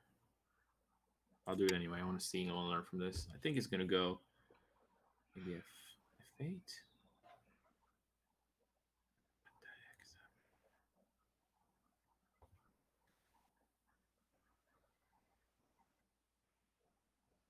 Can he cut me off more on F6? I swear. He's expanding. Yeah, he's definitely expanding. Look at that. Like, white's got so much stuff going on. Okay, now I can fix it. All right. No. F6. Keep him out of there, right? That was a cutting point, I think. Maybe he has it now on F4. He didn't do it. All right. Okay, just keep this going. And I think if he plays E2, maybe I can go E1. That's a cutoff point here. I gotta stop that. Can it go in? I don't know. But, oh man, my position is so small. I have a B8. Maybe I can do it on B8. Okay. Now I can go here. Okay, at least I have some sort of border there. I still have the g4 weakness. Okay, wait. I go here. Oh, I can play there. Dang it. I thought I could push him to the edge. So e2, he does this thingy. Can I take that away and then threaten here? Is that possible? Well, no, because I will have to take this one. So if I take this here, and then he fills that in, my piece is alone. Okay, I'll go here and try to establish a longer border. Maybe I can surround him. Wouldn't it be nice if I can go all the way and connect here on e2 and take away all these liberties inside? Just Nick said he'll have to rewatch from the beginning because he doesn't know how to play. Yeah, we went over everything, so you can definitely rewatch this. Can I expand here? Where do I go here? Wait, maybe I have to. Okay, I go here. He cuts me off there, right? So I have to deal with that. But wait, if I go here and he goes there, then I can go to there. So I think I can take this point. All right, now. Okay, can I go for this trick? I mean, I have 21 seconds 5 times. If I go here and he doesn't go there, then I can take them myself. Will it work? Probably not. And this piece here, it's fine. This is Japanese, so I don't want to take away territory. I'm doing it. I know it's a bad move, but if he doesn't see it, I know tactic. I think, what do you do? Okay, now I can go here. Oh, no, here. Oh my god, I meant to d2, not to d3. Oh, it was d2, the square. That was bad. d2. Same thing. Maybe now he's going to go here. All right, good. Can I go for it now? I think I can. What is he doing to me? Can I go here? Well, wait. Oh, I can't cut. Okay, I'll cut this one here. Or should I keep expand? Because he cannot escape, right? Yeah, right. I'm going to keep going with it. Take away territory from him. I probably should defend. This is about time. He doesn't go here, here, and I go there. And it should be okay. I'm hearing laughter. I'm dying over here. I can't deal with this game. I was trying to trick him, and I played d3 instead of d2. Take control of the e. Oh, wait. Oh my gosh. If I go here, I take him. Maybe I should cut him off. But then, can he do anything to me? What if he goes here? I can go there. I don't know. Here, I take a piece. I mean, that's probably okay. I'll grab it. I'm greedy on that one. Oh! Sir! Stay out of my house. H9? It cuts me off here. He's going to try to surround me. Probably I got to play G9. Goes here. Yeah, I got him there. If he goes up. Wait. Here. I go here. It's cut off, right? Yeah. I think I can go there, and then well, what if he plays there first? Still, I can use one of these two, right? Should be okay. He's gonna try to connect from G4, I think. All right, now I can go here. Take it. Thank you. That was not good, I guess. All right, now I want to cut off this square. Try to remove these. Wait. Oh, this got a lot of liberties there. If I go here and he goes there, then I can go here.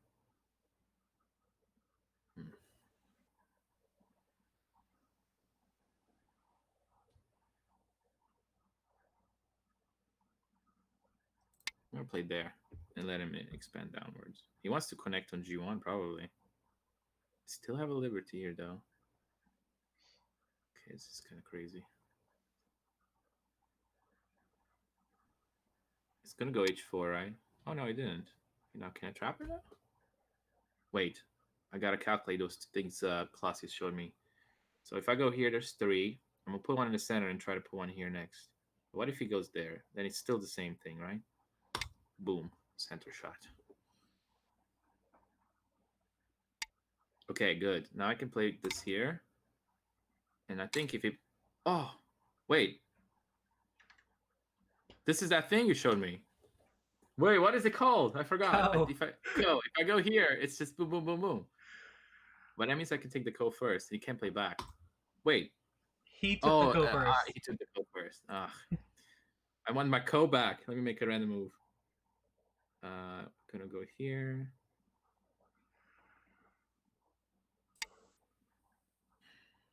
I'm gonna take my ko back, sir.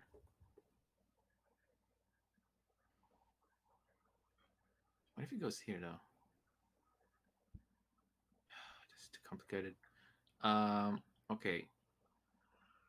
I'm gonna be able to capture here soon.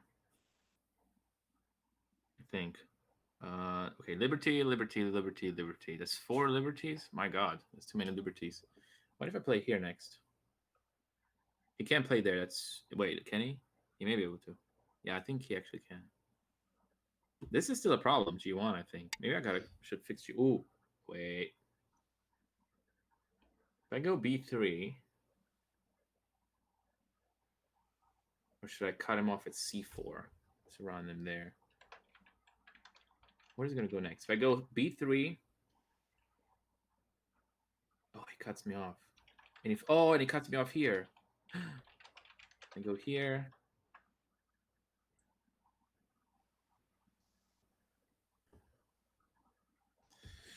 So I think his idea is to cut off these pieces and then eventually take away my pieces. But again, I have one on D1. If he cuts me off here, I'll have the center again. So if he plays, I'll take. So I'll go here for him to go to B1, I guess. And then I have the 2 squares. Okay, now if he plays anywhere there, I'm good. And I can cut him off at the top. Can I do anything? I can take this back here, but I'm going to play here. I'll try to cut him off. All right, that's okay. And now I cut him off, right? Did this cut him off? Or should this cut him off? Here, he plays the white one there. I think this is okay. I also had the take here on C4, but I don't think I need to do it now. Oh, he's expanding. I can take that now. That may be good. What's he planning to do with this? Go here. I think I'm getting better at chess. You are? Well, I'm so confused. I'm going to take this away. Wait, what if he plays here? I don't know. Okay, but that piece is alone there. These, I don't know what they're doing. And here I have a C4 move, but he can play first. Maybe he won't see it. Okay, he didn't see it. So C4, take away that.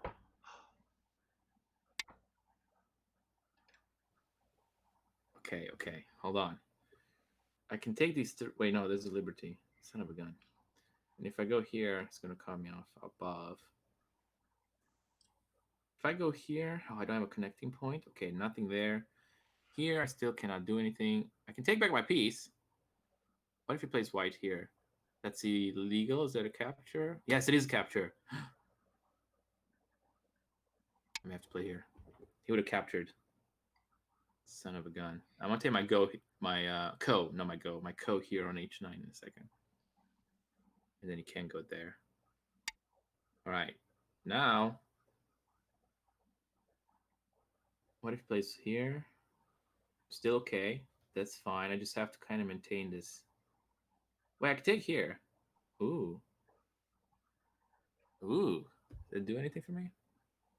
Do I run into issues?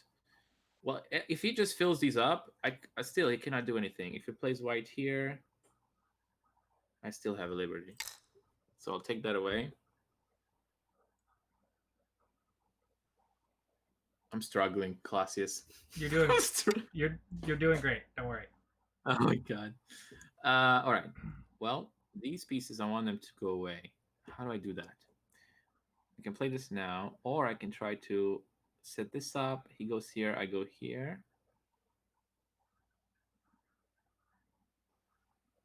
Or do I go here? He goes here, I go here.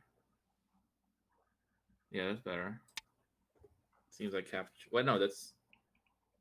Can he go there? No, that's. He's not capturing. What did he do? Wait a minute. How? Oh. Okay. Well, fine. When you go left and right like that, make sure that back to back to game. Yeah. That's what happened last time. I see. Gotcha. All right. I can go A5 and capture. I can set up. Ooh, I wonder if he's gonna fall for C6. If I go D5. No, I'm gonna capture and be happy with it.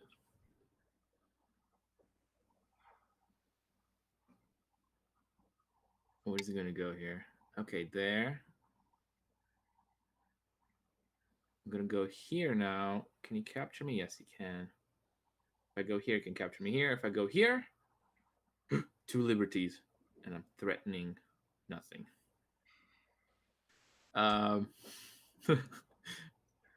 Will he see it? Will he play that move? He takes that away. Then I go here. I don't know. Wait, how many periods do I have? 4. Okay, I'm good. I think I should focus on this group. How do I remove this group from here? If I play here, then I play here. No, it won't work. Wait, that's... Oh, I'm going to get my piece right here. He can't do that move. He's got to do something else. In his face. Ko! Ko and go. You just got KO'd. I bet he has a good move, though. I do have a lot of structures that I think are good. Like here on F9, these 2 points here are protecting me because I think if he puts a piece down, I can block or like capture him. And here as well at the bottom, I think maybe even here, although I'm not too sure about that one. Yeah, I think so. He cannot place a piece. I'll capture it. And that one's a healthy structure. The one down here is a healthy structure on C1, D1, E1. And then I guess on E9, F9, and G9, also pretty okay. Although there's a KO there, so I don't know what that is about. We'll see if I can get anything out of that. But he cannot take right now, so he has to do another move. And I don't know if he has a good move. Where is he gonna go? He doesn't want to fill his space up because it's gonna take away from his points. I have 8 captures, so I'm taking away more points than he does to me. He only has 6 captures. Player disconnected. Oh, what? He left. He left? Was I winning or was I losing? He just left. Ah. Let's see if he does that often or not. Was I winning? I have no idea how to assess what I just did. He's lost every game that he's played. Oh, Jesus. Poor guy. Well, see, he doesn't know Clossius, so Yeah, he doesn't obviously. have Clossius. He needs to watch the Clossius how to play good. I wish I could have watched the chat that Player you have going on. Probably people are. Oh, he's back. Okay, it was just a disconnection thing. Your chat's probably like laughing their butts off. No, actually, we're all pretty stressed.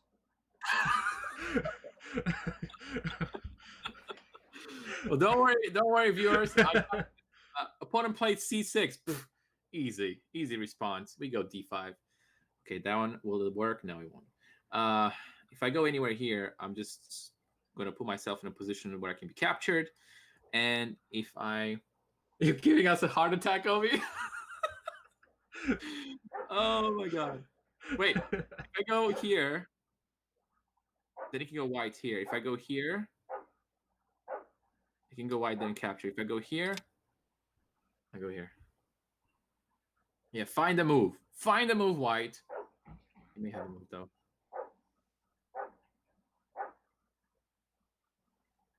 Should have maybe passed. Wait, how many points do I have? 1, 2. Is this mine or his? Maybe mine. 3, 4, 5. No, wait, yeah, 5, 6, 7, 8, 9. I guess these are all mine. 1, 2, 3, 4, 5. Black 6. wins. I won! By timeout. But, by timeout, that's not But good. you're up by 24.6. So what's the... Oh my god, can you do a review of this one? I have no idea what's happening. Yeah, I'll do a review. Oh my god. So first off, Review started. half the board. Somebody said, most insane beginner game I've ever seen. Yeah. All those are dead for white. Right. Yes, I thought that those are mine. Right. So let's take it from the first move. Take it from the top. Take from top and show me how I got it wrong. This is fine to reduce, but you don't want to go first line until the borders are done. So you want to go like up or like that. Oh, so I extended too far. I felt like I was extending too far there. The problem is he can try to get around you and push you down and force your connection, and you see how he's getting control of these points instead of you. Yeah. So the first line is the kind of the finishing the border. You want to reduce the borders before finishing.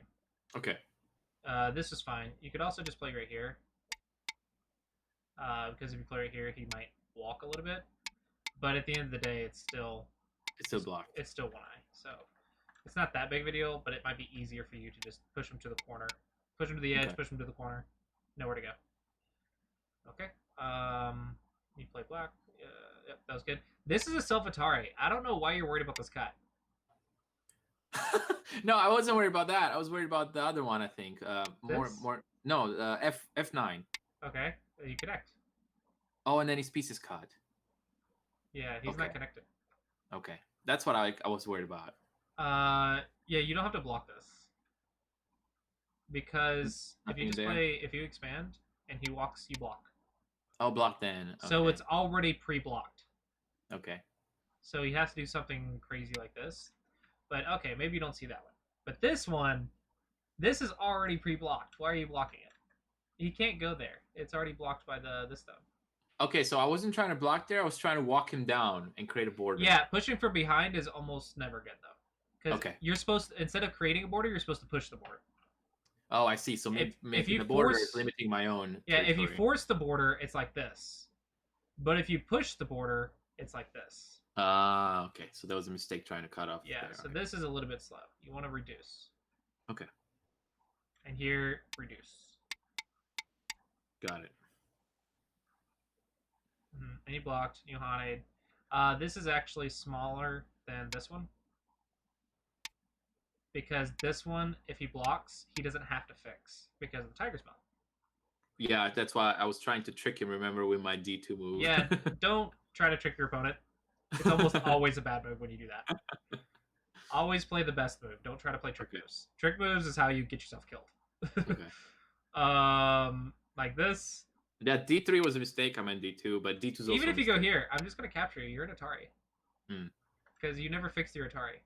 Oh, on G1, yeah. Yeah, and he just keeps taking you. And then there's an Atari. It's nothing. And then he ignored. So you have to take. That's the cutting. That's the stone that's cutting you off. So this is the important cutting stone.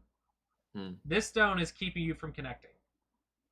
If he takes, you're cut off. You're dying. But if you take, then you can connect back very easily. Yeah. And then you just walk right in. You're like, I don't care about connecting. And then you blocked. And then you finally took. Yeah, so this is why we have a heart attack. Okay, and then he tries to live, and you very nicely cap him against the edge. I don't understand this move at all. Just block. This is. Well, I was worried. I was worried if I block, he's gonna go G4. Yeah. It's Tiger's Mouth. Oh, I just capture him. Yep. Yeah, Tiger's Mouth. Okay. Because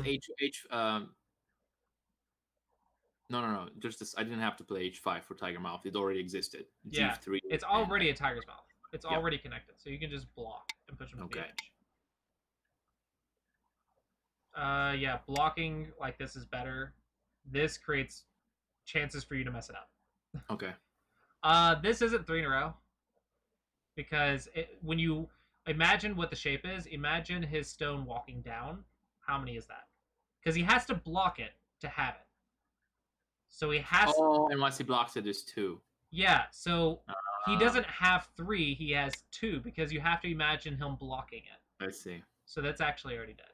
But I mean, it's fine. It's the problem I was worried about is him walking out and you trying to connect and then you die. I see. That's why I said your J4 is just setting up a chance for you to mess up. Because when you play this way and he plays this way, I mean, you're still fine, but it's a little bit harder to see than if you had just blocked. Gotcha. But okay. You played and you didn't connect. You immediately played this one. Because that's more important than a capture, I guess. Yeah, this Ko doesn't really matter because he only has one eye, so a Ko doesn't change his eyes. Right. So he's still dead. I didn't understand this one at all. Then he played here. So now you have a great move, or a great chance to do something. But this is I not guess, it. This is I guess not A1 is not it, yeah. That's not it. Just cut. The cut was what I was just thinking now, B3. And then Atari home to the edge. Yep. I was really scared of you Ataring this way, though. Because if you go here, and you go here, that's a self-Atari. I saw that one. I saw that one. So if you Atari the correct direction, you actually got him. And you win the game. Because it's more points. Well, it's already more points because you have dead group. But I'm really worried about your Liberties. Especially when you play this one. Because if you do something silly and then you're like, okay, I'm going to go here. And he Ataris, you can't connect. Oh, it still has it. Oh. So you don't have very good Liberties on these stones. You have to, and you're not connected back. So if you don't get an eye or cut them off somewhere, you need to start connecting back. And you're kind of like, you're risking a lot right now. So if white plays like right here and you play right here to connect and he Ataris you, you can't connect. So you're actually in a very scary situation that you could very easily mess up. Then he took. So you actually just take. And yeah, you got it. And then you play here. And I don't know why. Because he just fixes a stone and your two stones are cut off. Because you can't kill him. Yeah, you can't kill him. So you run away, you're trapped. You can't actually kill him. So you do this. And then he starts going here. And I know why he played it here. He thinks this is the vital point of the bulky 5 shape. Which is a life and death problem for beginners, which you haven't learned yet, but it's basically this is the vital point. So this makes this shape one eye. So you only have one eye. He thinks he's going to kill your entire board. That's why he played this move. Oh, okay. He thinks you're completely surrounded and you only have one eye. But A is dead, B can get captured, and if B gets captured, C is dead. So there's all kinds of dead groups, so the eye actually doesn't matter. But then you just connect. And I'm like, what is going on? And then he plays here. Because if he plays here, then your stones are dead. And now you might actually die. Right? Now it's a rare chance, but a possible chance. But then he played this one instead of connecting. And you just captured. And we're like, oh, okay, that's cool. Yep, you fixed that Atari, very nice. You took those, very nice. I don't know why he filled his own eye. You Atari'd, which doesn't work. Because he just connects. And you have nowhere to go. And then he didn't fix it, and you got him. And if he makes one more stupid move, he makes one more stupid move, Atari, he's dead. The whole board's dead. All it takes is one more stupid move for him to die. But thankfully, he fixed it. But, yeah, you just win the game. Nice. Everything's dead. Except for one group.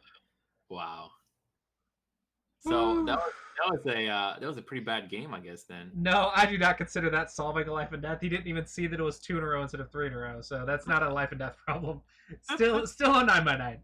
But you won your first Go game. I know. I want a Go game. You beat a human being. I beat a human being on time. No, you had him beat on the board too. This counts as a victory. He timed out because he didn't know what to do. Would it be selfish for me to want to play one more? I mean, go for it. Do the viewers want that? How about, do you want to switch back to chess, or what do you think?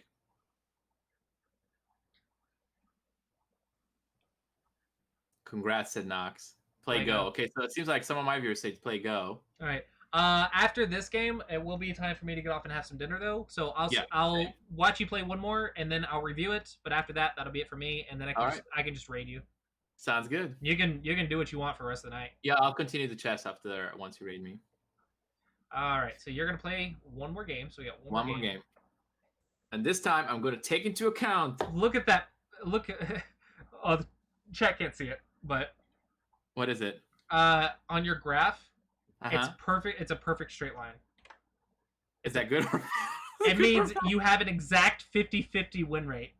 Oh. One win, one loss. It's just so pretty to look at. I can pick some games down here, but I don't know if I should. Yeah. I'm gonna wait. My God. Okay, so what I need to do better is to like kind of keep in mind the border and not let him get in. Mhm. Use the cut points. Take advantage of Ataris. Threaten with Ataris when I actually can force a win. Mhm. And what else was there that I did wrong? Life and Oh, death. And if you do life all and of death. that, you're ready for 13 by 13. if you could do all of that, then you're on 13 by 13. Right. And by the way, thanks for following everybody. Nox the Jester, Sagar Merlin, Nico Timas, Ipon, Strider, Zogi, Rostafarian, all of you. Thank you so much for following. And I got a ton of follows as well. Thanks everyone. I have it turned off so I could teach without interruption, but thank you everyone for following. I do appreciate it. And I'm trying to figure out which chess player to recommend to you next for another one of these. Tomorrow I'm actually doing it with another chess player. Which one, if you don't mind me asking, or did you not really? Said nominee. Okay, don't know that. I don't know. Is it him? I don't know him. That's his Discord name. I don't know. It's a streamer. Okay. I don't know. I just get in contact with who I can get in contact with, and then I collab with them. Also, thanks for the follow, OH Mijan. I just noticed that. Well, it's taken quite some time to find me. I guess are there not that many beginners at my level? I mean, you found a couple, so we'll see how it goes. There's somebody here, 15K. Is that high or low? That's about 10 levels stronger than you. Oh God! You're 25. He's 15. Oh, he's closer to the Don. Yeah, he's closer to the Don. Okay. He's doing the Chinese rules though. Yeah. So like friendly match, Chinese rules. You can also create a custom. Well, do you have a rank yet? I don't think you have a rank yet. Yeah, you're still a question mark. Don't know. Oh, there we go. Okay, so we got Jimmy Tree 25K, and I'm gonna start with my opening G7, kind of like my E4 in chess. All right. Oh, he played F4. Yeah, the 4/4. But he came in my territory. It's the same thing. It's symmetrical. Where do I go in his territory? I go D4. If you want to do what you normally do, just go C7, and then it's just the board's flipped. But I mean, it's a symmetrical board. Who cares? That's it. I'm taking D4. I don't care. I'm coming in there. What could go wrong? Okay. So, all right. E5, center move. Now let's see. How do I cut him off? If I go E4 and he goes F3, let's start with F3. No, hold on. It's already going bad. Let's stick to the principles. C7 here. I don't know about that one. Well, he greeted you. Oh, yeah, that's right. Hello, and have fun game. Okay. F6. What does F6 do? F6, then E6. I don't like that. How about E6? Ooh, I have my knight shapes if I do that. Ooh, but there's cutting points you said with those. So the cutting point, I guess, would be D6. Okay, D6. Oh, I don't like that one. Maybe I should take that away from him. Take away the cutting point on D6. Kind of keep him down there. And then he can go D5, and then I can go C5. Right? Yeah, D6. Take away his cutting point. Maybe I can play the E6 next. All right. Ooh, can I drive him to the edge? Okay, C6. Now, wait. If I play C5, I feel like it's going to go No, C5 is going to go C6. Is that bad? No, because then I can play C7. Then he plays B7. Then I play B8. Then he plays A8. Then I play A9. Okay, C5, C6. Wait, C5, C6. C7. B7. Maybe I need to go. I don't even know. Let's do it one more time. C5. He goes here. I'm doing it. I'm gonna see it. I cannot visualize 10 moves in my head here yet. But I think he's probably gonna go C6. Oh, he didn't. Now if I cut him off there, he can go here, but then I can go around. So let's keep him tight and nicely closed over there. Okay, now I can go here. What if he goes here though? Maybe I should go here to cut him off from there. And if he goes here, I can go f8. If he goes f8 himself, don't know then. Or do I cut him off here? What's more important? If he cuts me off here, he's gonna cut off the d4 one, and then I'm gonna have some trouble. So if I go here and he tries to cut me off there, I do have a lot of space. Which one's better? Okay, e6, c4. No, sorry, e7, c4. If I go here now. Yeah, okay. Maybe I should stop that one. c4. I don't like him going c4. And I can kind of maybe keep him on the like from e3 all the way to j3. Okay, now he's trying to expand downwards. What the heck are you doing, sir? If I go c3, he's gonna maybe go. Wait, I can cut him off on e3, I think.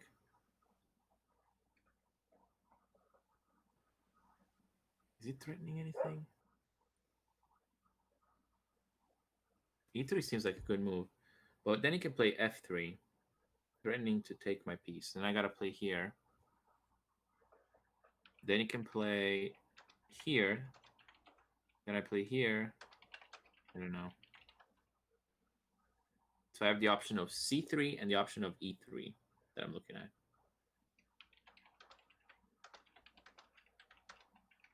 Here, here, here.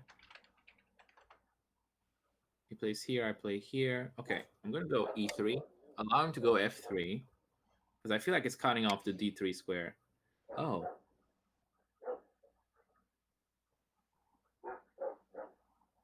Okay, he's turning that. Okay. So he took e2 instead of f3. Is that good though? Can I go f3 myself? f3 myself. He goes here. I go here. Goes here. I go here. Goes here. I go here. He goes here. Where are my pieces? Here. I can go here. He goes here. Oh, okay.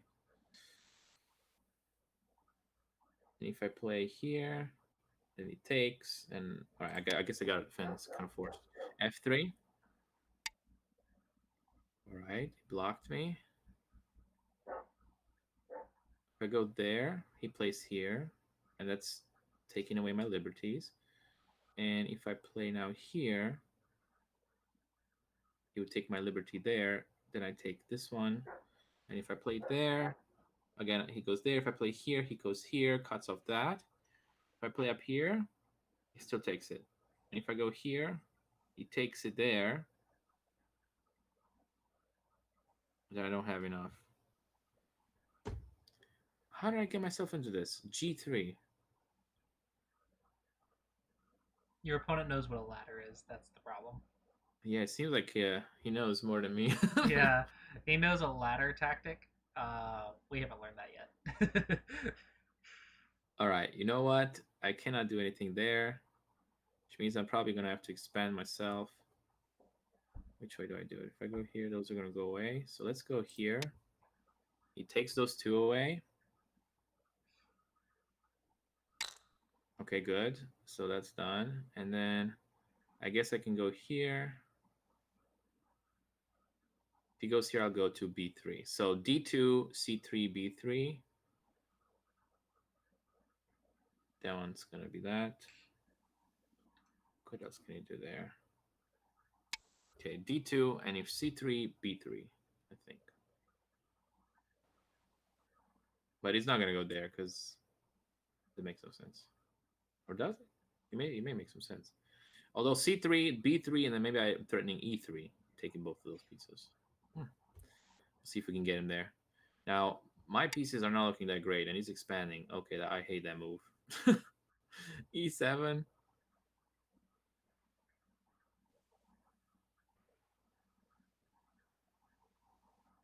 Maybe here, he goes here, I go here, he goes here.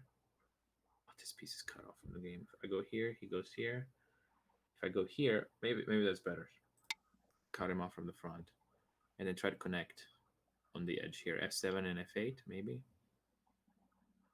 Try to set up a territory control on the back here on the F8, F9, G8, G9, H8, H9, G8, G9. I guess maybe I can do that. If I play F7, H7, and J7. Okay, he's not allowing me to do that.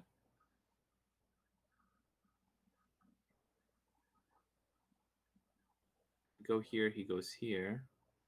I go here, he goes here. Maybe I gotta cut us off now and let him take that. And he's gonna have all that space though. If I play here, it's gonna go there. Or I think here.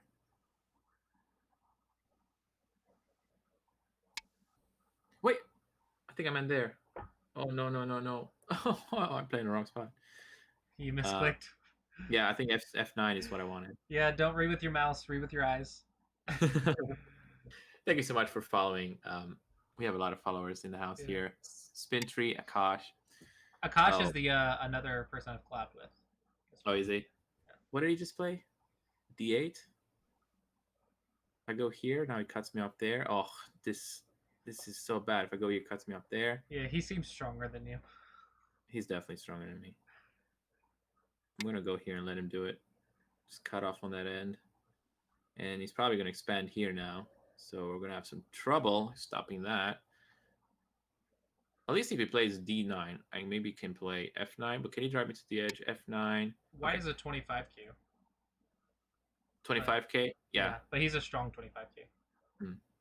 So F9, here, and I'm trapped. And if I go here, he just goes there. And then my pieces there are trapped. So let's just close this in. Threaten to take it.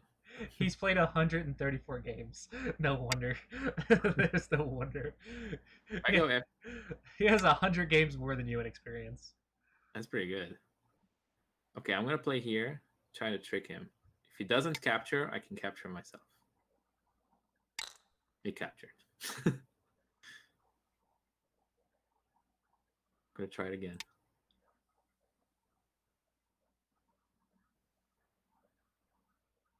Come on, do a mistake. I know you have 134 games behind you.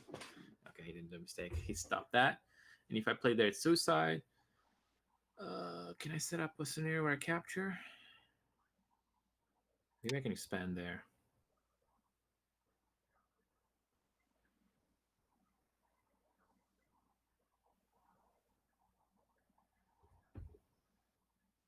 Is it over? Like, am I actually so lost that I can't do anything here?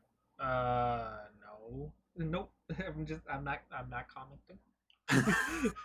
You never know what's gonna happen at 25Q. Okay, let's just finish the game. Don't worry about resigning. You know what? I'm gonna if I take this move, I'm gonna take that move to try to like put G9 and G8 maybe, and then on the other side and try to take his pieces there. I kind of see my anchor being E6.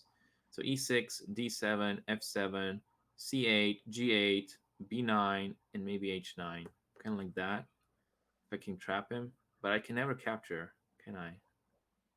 Or maybe I can if I drop the E9 myself.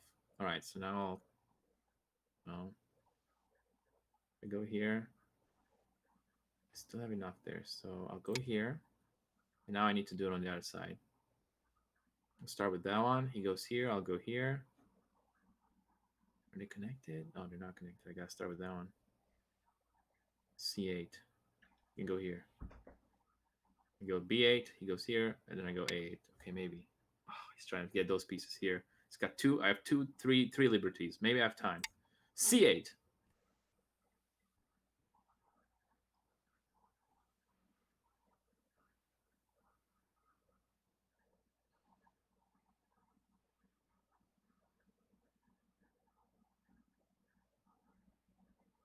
I'm assuming he's going to play C9. Or he's going to go for my three pieces here on F7, G7, and G6. And by playing probably G5, H6, and H7, those are kind of the moves he's going to try for. And the race begins, said Akash. Oh God. Let me comment on his game. You are a strong player. So he feels better because he is. Yeah, but you usually don't comment in the middle of a game. Oh. Because well, if he loses, it sounds like sarcasm. Oh. Well, I did not expect me to win here. Okay, so he's going for that. And now maybe I can go for my plan. Let's see. If I go, well, yeah. So I'll go here. Then he tries this move. Then I'll put that move. Then he goes here and takes them. Then I... Oh, but then I don't take them. I'll try it. It's my best chance. I don't know what to do. Oh, he's going to take this away. Disconnect me. Oh, I probably had to play h7. Oh, h7 was probably the move. Yes, that was the move.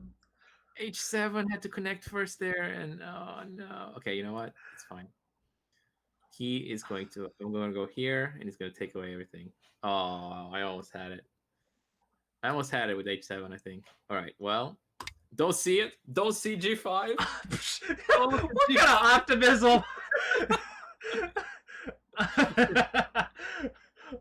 Wait, I can reinforce it. If he doesn't see it, he won't take. He won't do anything. I have 2 liberties. I'm gonna play.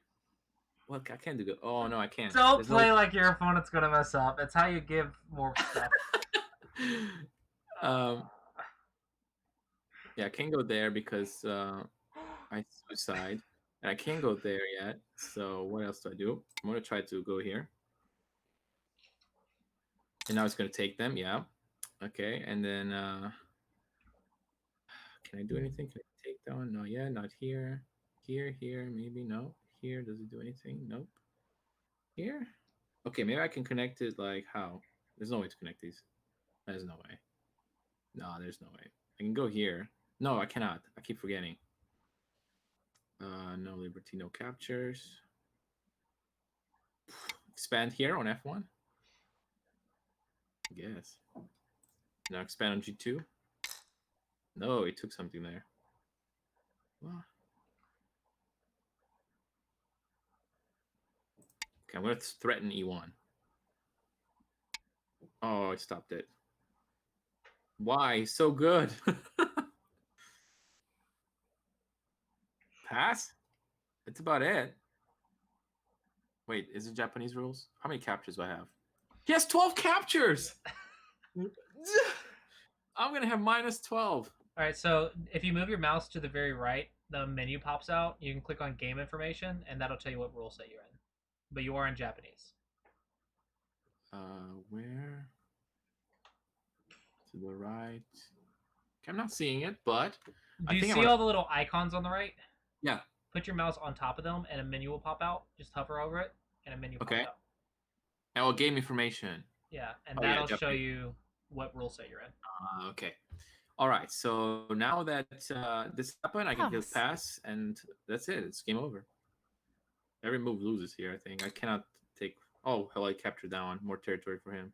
No, it's less territory for him. He just lost the point. Remove the dead stones. Except, let's see how bad they lost. This was a bad game. 19 to 40.5.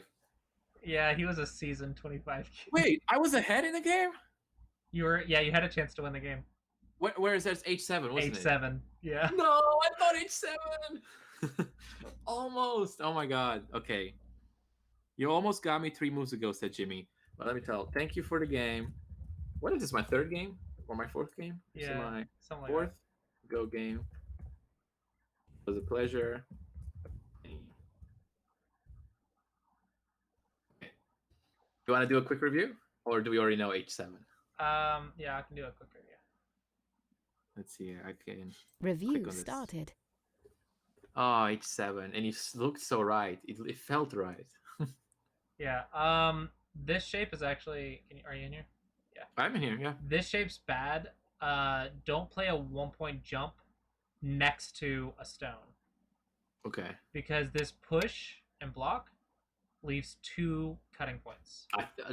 Remember, that's what I said. I feel like the cutting points are going to be a problem for me. Yeah, but then he forced you to fix. But you fix the one that has more liberties. So if you look, 1, 2 liberties, 1, 2, 3 liberties. Oh. Fix the one with less liberties. With less liberties, okay. Yeah. That's a good principle to follow. Yeah, and here you were supposed to block. What did I do?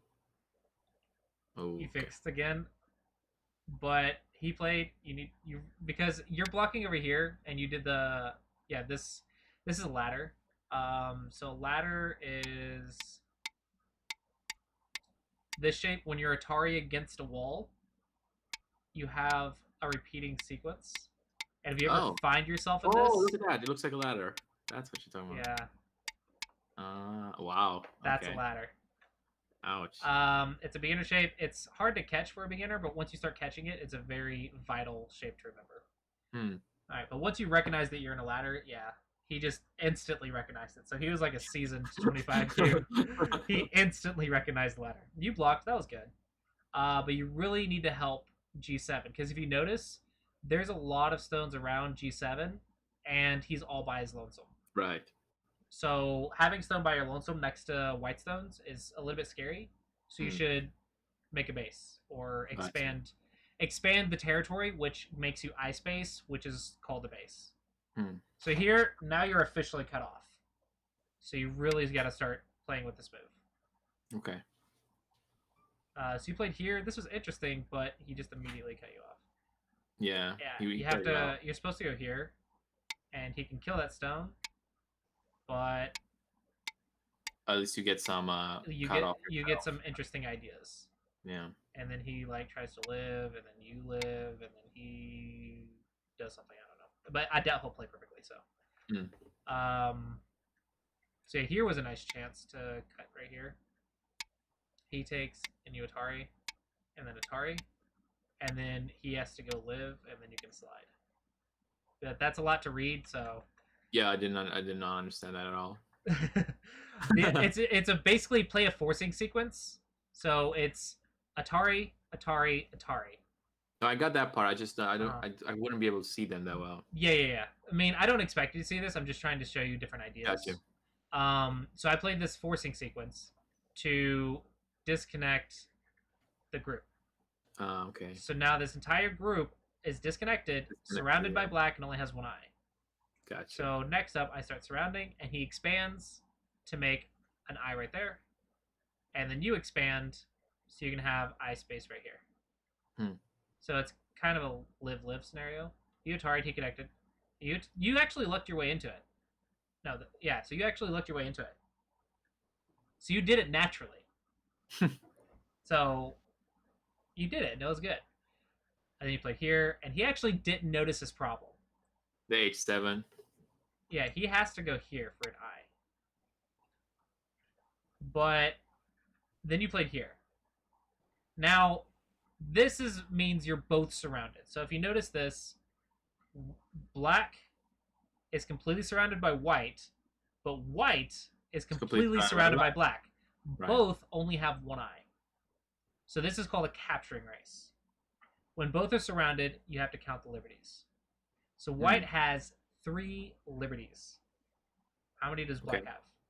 All right, black has 1, 2, 3, 4, 5, 6, 7. No, it only has 3 because it's not connected. Oh, okay. I was looking at the C8, D7, H8, and H9. And no. You want to check the weak side, not the strong side. I got you. Yeah, that one only has 3. If you're those 3, yeah. Check the weak side. All right, so he plays here. Now you only have 2, and he has 3. Right. Also, I can increase mine. So you have to connect to share the liberties. Oh, I see. Now you have 1, 2, 3, 4, 5 to 3. Okay. So now when you connect, and let's say he tries to take a liberty. And now I'm threatening that kind of stuff. Atari, take. And you win the game. Wait, go back one move or forward. One more. Right there. Can he play? Oh, he cannot play. It does not a capture on J9, right? Yeah. Even if you could do that, it's still not a capture because you have a liberty at G5. Right.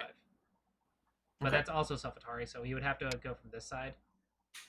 And I could have gotten all those pieces there with that. Well, I mean, I had the right idea then. I just didn't know how to execute. Yeah, you just needed to realize that this connection is more liberties. It's liberties. Okay, but that's a good one. A good way to luck your way into this is defense before offense. Defense before offense. Okay. That will help you be more likely to play the best moves. Okay.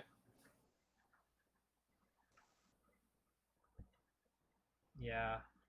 This was silly. Yeah. After that, I just tried to see if I can trick him Yeah. with anything, and then it was over. This. What would you say? Akash said H7 would have been sick. Yeah. H7 would have been. You would have beat someone who had played 100 games already. That would have been amazing. Hey, I was close. That's what matters. You were close.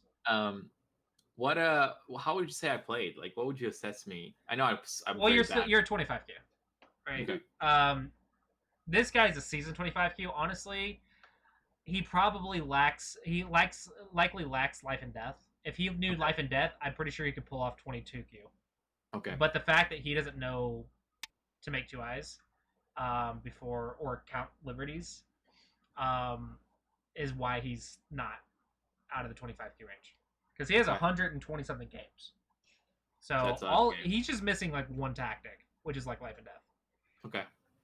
But I'm not his teacher, I'm yours. So but yeah, he actually was supposed to go right here. Just right here. And then you what does that do? This prevents your G7 stone from making a life. Because your G7 stone doesn't have enough space for life. If he plays that way. Yeah, if he plays perfectly, he doesn't have enough space. Okay. The only way you can make life is if there's forcing moves. And remember how I said defense before offense? Defense before offense. Well, is more likely to luck your way into victory than defense before offense. Because here, his offense cost some forcing moves, which made you luck into a possible kill. Yeah, defense before offense. He almost lost the game to a complete beginner because of offense before defense. Yeah.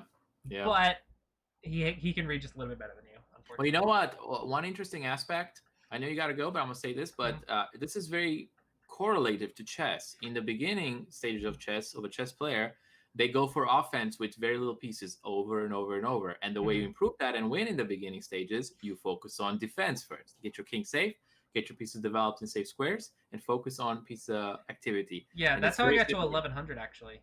Yeah? Like, I've only been playing chess for, 3 weeks now? You're doing well. I got to 1100 from just, I protect myself and they kill themselves. Yep, and then they keep attacking too early. And that's how I got past 1,000. That's how I skipped like the 800 range, I guess. So I was like, all right, defense first. I pretty much skipped to 1,000. I don't know. I thought you started at 700, but I saw people in like chess.com at 300, 400. And I was like, how do you play at 300? It's like, I don't know how you rank that low because I'm a beginner and I started at 1,000.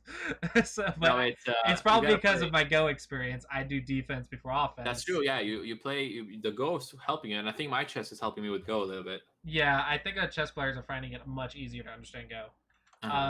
It's also nice, I think, that they're getting like first-hand approach of what they should be thinking about from me. Yes. Because if you just read the rules and started on a board, where do I start? Right. That's a lot of things beginners have a problem with, which is one of the things. One of the reasons I try to do this is I try to make it easier for players to learn the game. That's one of the big things that I try to do, is break down that entry barrier so that to make it so that way you can be a Go player just so easily. Gotcha. And now I have to do another thing, which is make a video so that way your viewers can watch you play with a 2-minute video. So I have to make like a 2-minute to 3-minute how to play Go video. Here's a simple breakdown so that way you know what you're looking at. That way I can give it to all the chess players who want to play Go. I've noticed a lot of people in the chess players chats have been like, how do you play this game? I wish I knew what I was watching, blah, blah, blah. And I don't really want to recommend them an hour-long video or an entire playlist just to watch you play. I mean, I definitely want them to learn from that playlist because that's a better way to learn. But for the chess players that just want to watch their favorite streamer, then I can just start them with, here's the rules of the game, here's what you're looking at, go have fun watching. It's true. And then if you want to learn more for more details, watch the full playlist for the strategies. But Yep. Now I've realized doing this that I need to make that. I just need something for all of you guys because I saw someone earlier in your chat also said, I wish I knew what I was looking at. And I was like, I wish I could just give him a link that he can watch in 2 minutes and be like, now he can follow. Now he can follow everything. Yeah, that's a good idea, Clossius. Yeah, but as you know, I'm sure from today, the fleshed out way how to play is so much more beneficial than just being like, here's the rules of the game, go have fun. Then you're like, I have no idea how to start.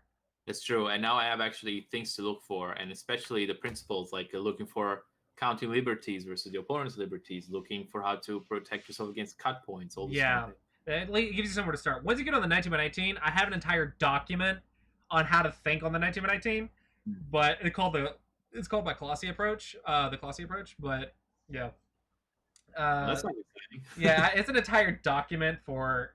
All right, so you don't get confused and you have direction. Read this. Then now you know exactly what you're doing wrong. Every time you mess something up, you're like, okay, where in the document did I mess up? That's your reference guide for how to play a good move. Got you. And let me ask you for the viewers here on ChessWithOvi, do you teach privately?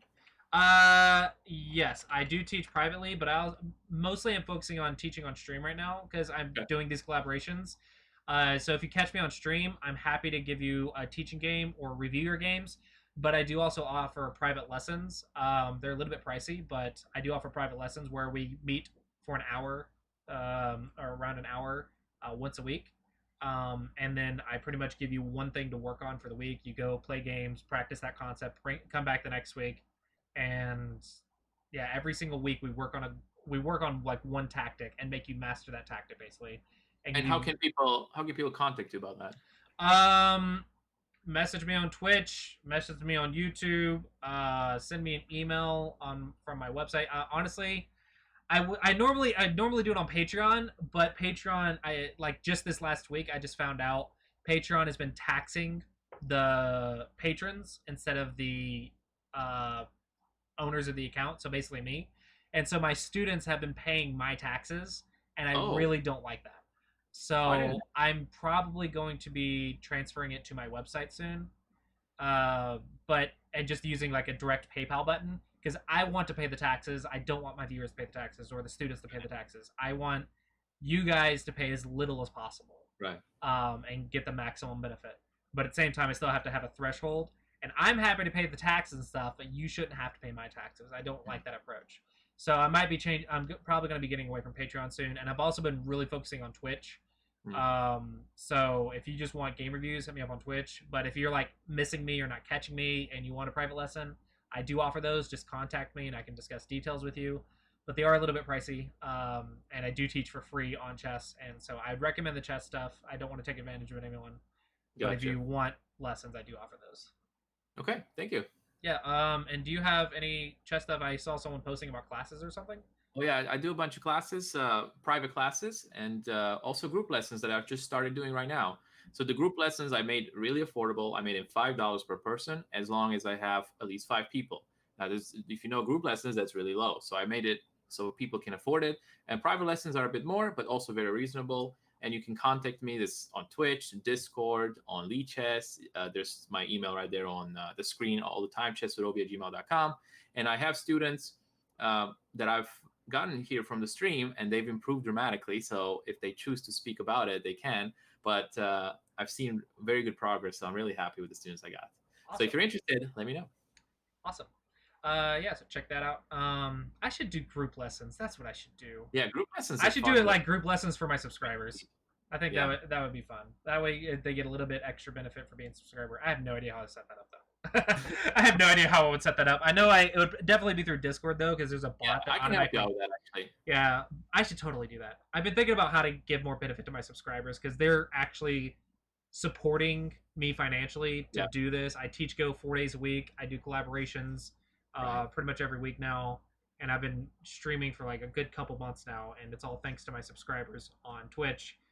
I'm trying to think of what benefits I can give them, but there's a lot of pros and cons and stuff, and I don't want to like say, oh, I'm only giving these to subscribers. No, I want to teach everyone. I want to reach everyone.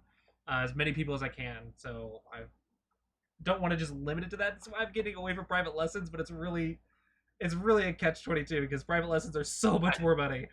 But I want to reach more people, so I'm going this direction. Well, I'm happy with that. It sounds like it's gonna be fun. Hey, I may join some of that if you open it up. Yeah. So thank you so much, Clossius. First of all, let's give him a big thanks for what is it, 2, 3, 4 hours of Go and teaching us, and hopefully you learn something from the chess lessons that I gave you. Yeah, I still have to like rewatch them sometimes, but like I'm improving at chess slowly but surely. I'm improving at chess, so Definitely. I'm getting lessons and stuff, and I appreciate you teaching me at chess. And Oh, no worries. I liked how you analyze some of the things you analyzed. Actually, was quite nicely. Yeah. So you're doing well. Hopefully, I just got to 1200. We'll see if I can hold 1200 and then work my way over to 1300. But I think I'm thinking my improvement's going to start slowing down a lot simply because one, I only play on the weekends. I play Go during the week and teach Go during the week, and the weekends is like when I have time, I just play it. But I heard that it's harder to get to 1600 than it is to get to 1200. So, Yes. I think I'm going to be slowing down a lot soon. But we'll see how it goes. I mean, just one step at a time, one game at a time. Right. That's what you can do. One step at a time. One stone at a time. Yeah. So I'm assuming you said you're going to still stream, correct? Yeah, I'm going to stream for about an hour and 15 more minutes, and I'm going to switch to chess over here. So, all right. I'm going to send all of my viewers your way. Chess with Ovi. So I'm going to go ahead and head off, guys. So everyone, thanks for watching. I do hope you guys enjoyed this collaboration stream. If you want to support me doing more stuff like this and support my teaching, do consider that subscribe button. It really helps me out. But if you want to support in another way, you can just simply watching the stream and sharing it with your friends and everything is a great way to support as well. But yeah, thanks everyone for watching. And yes, I am doing this again tomorrow. I have another chess collaboration with said nominee tomorrow, as long as everything goes well. But yeah, I think that one's going to be about the same time, 5 p.m. Central, 6 p.m. Eastern. It's going to be about the same time, I think, as when he said he's free. So that will also be another one tomorrow. So yeah, thanks everyone for watching. I do hope you guys enjoyed, and yeah, hopefully I will see you guys in the next stream. Yeah, I'm gonna go ahead and head off, and thanks for the collaboration. Hope you learned a lot. I learned a lot, and I'll send them all your way. Thank you. Bye-bye. I enjoyed it a lot. Have a good one. Have a good one.